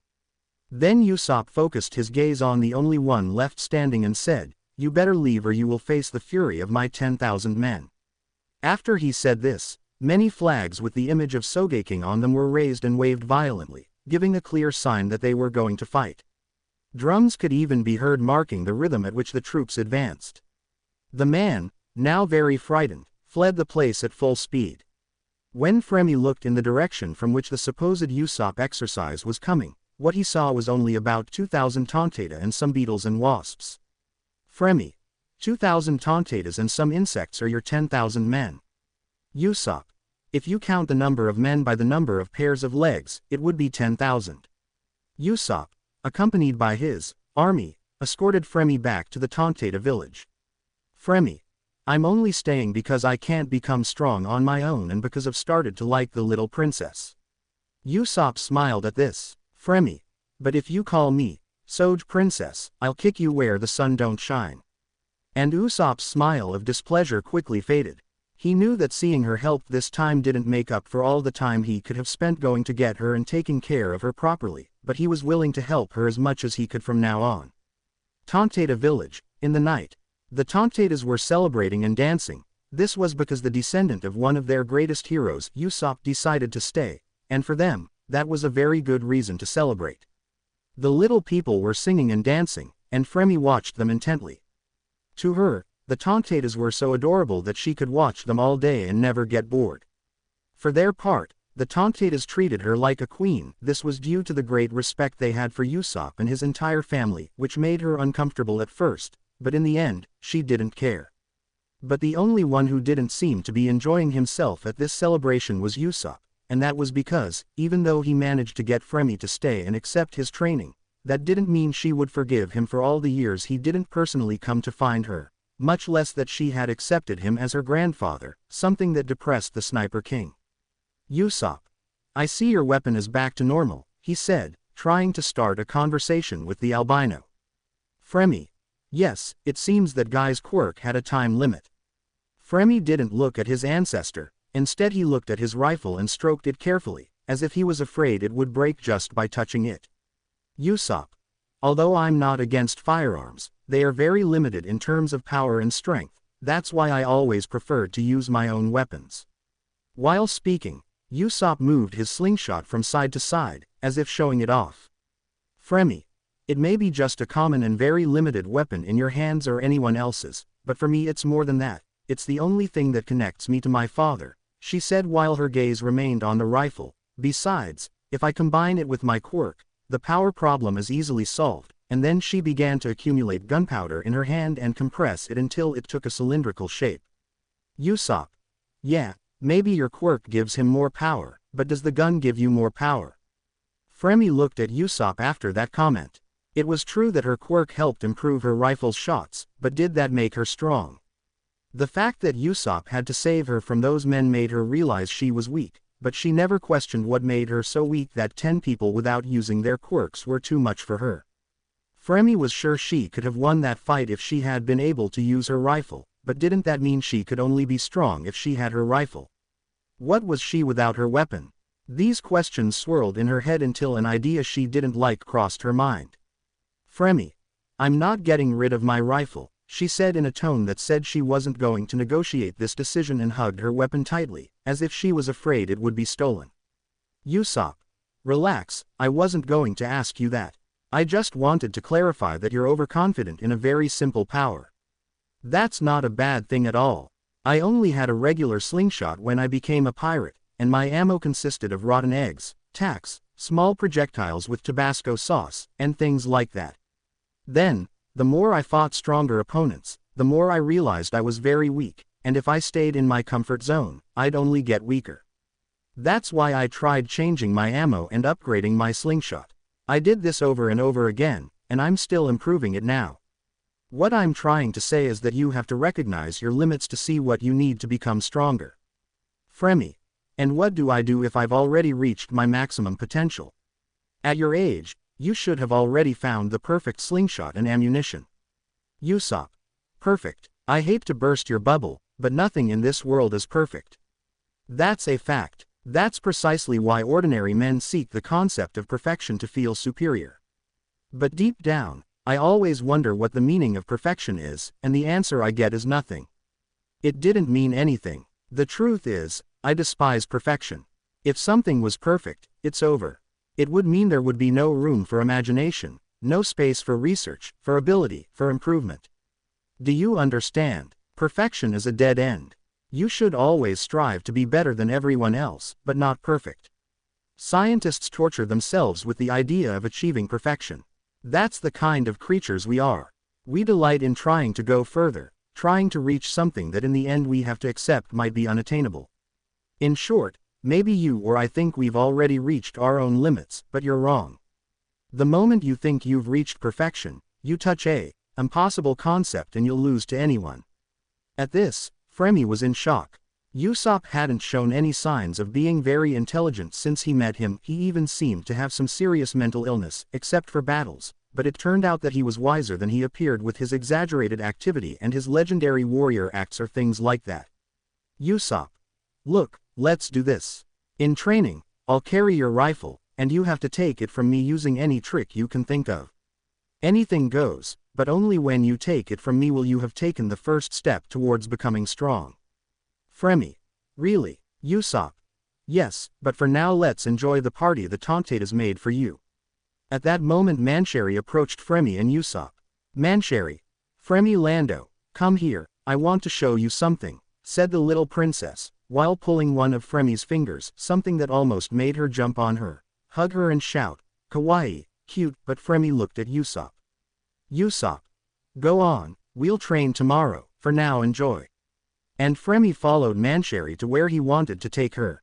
Upon arriving at her destination, Fremi was very surprised, as the little princess showed her two statues about her size, one of a man she didn't know, and the other was undoubtedly Usopp in his youth. His long nose gave him away.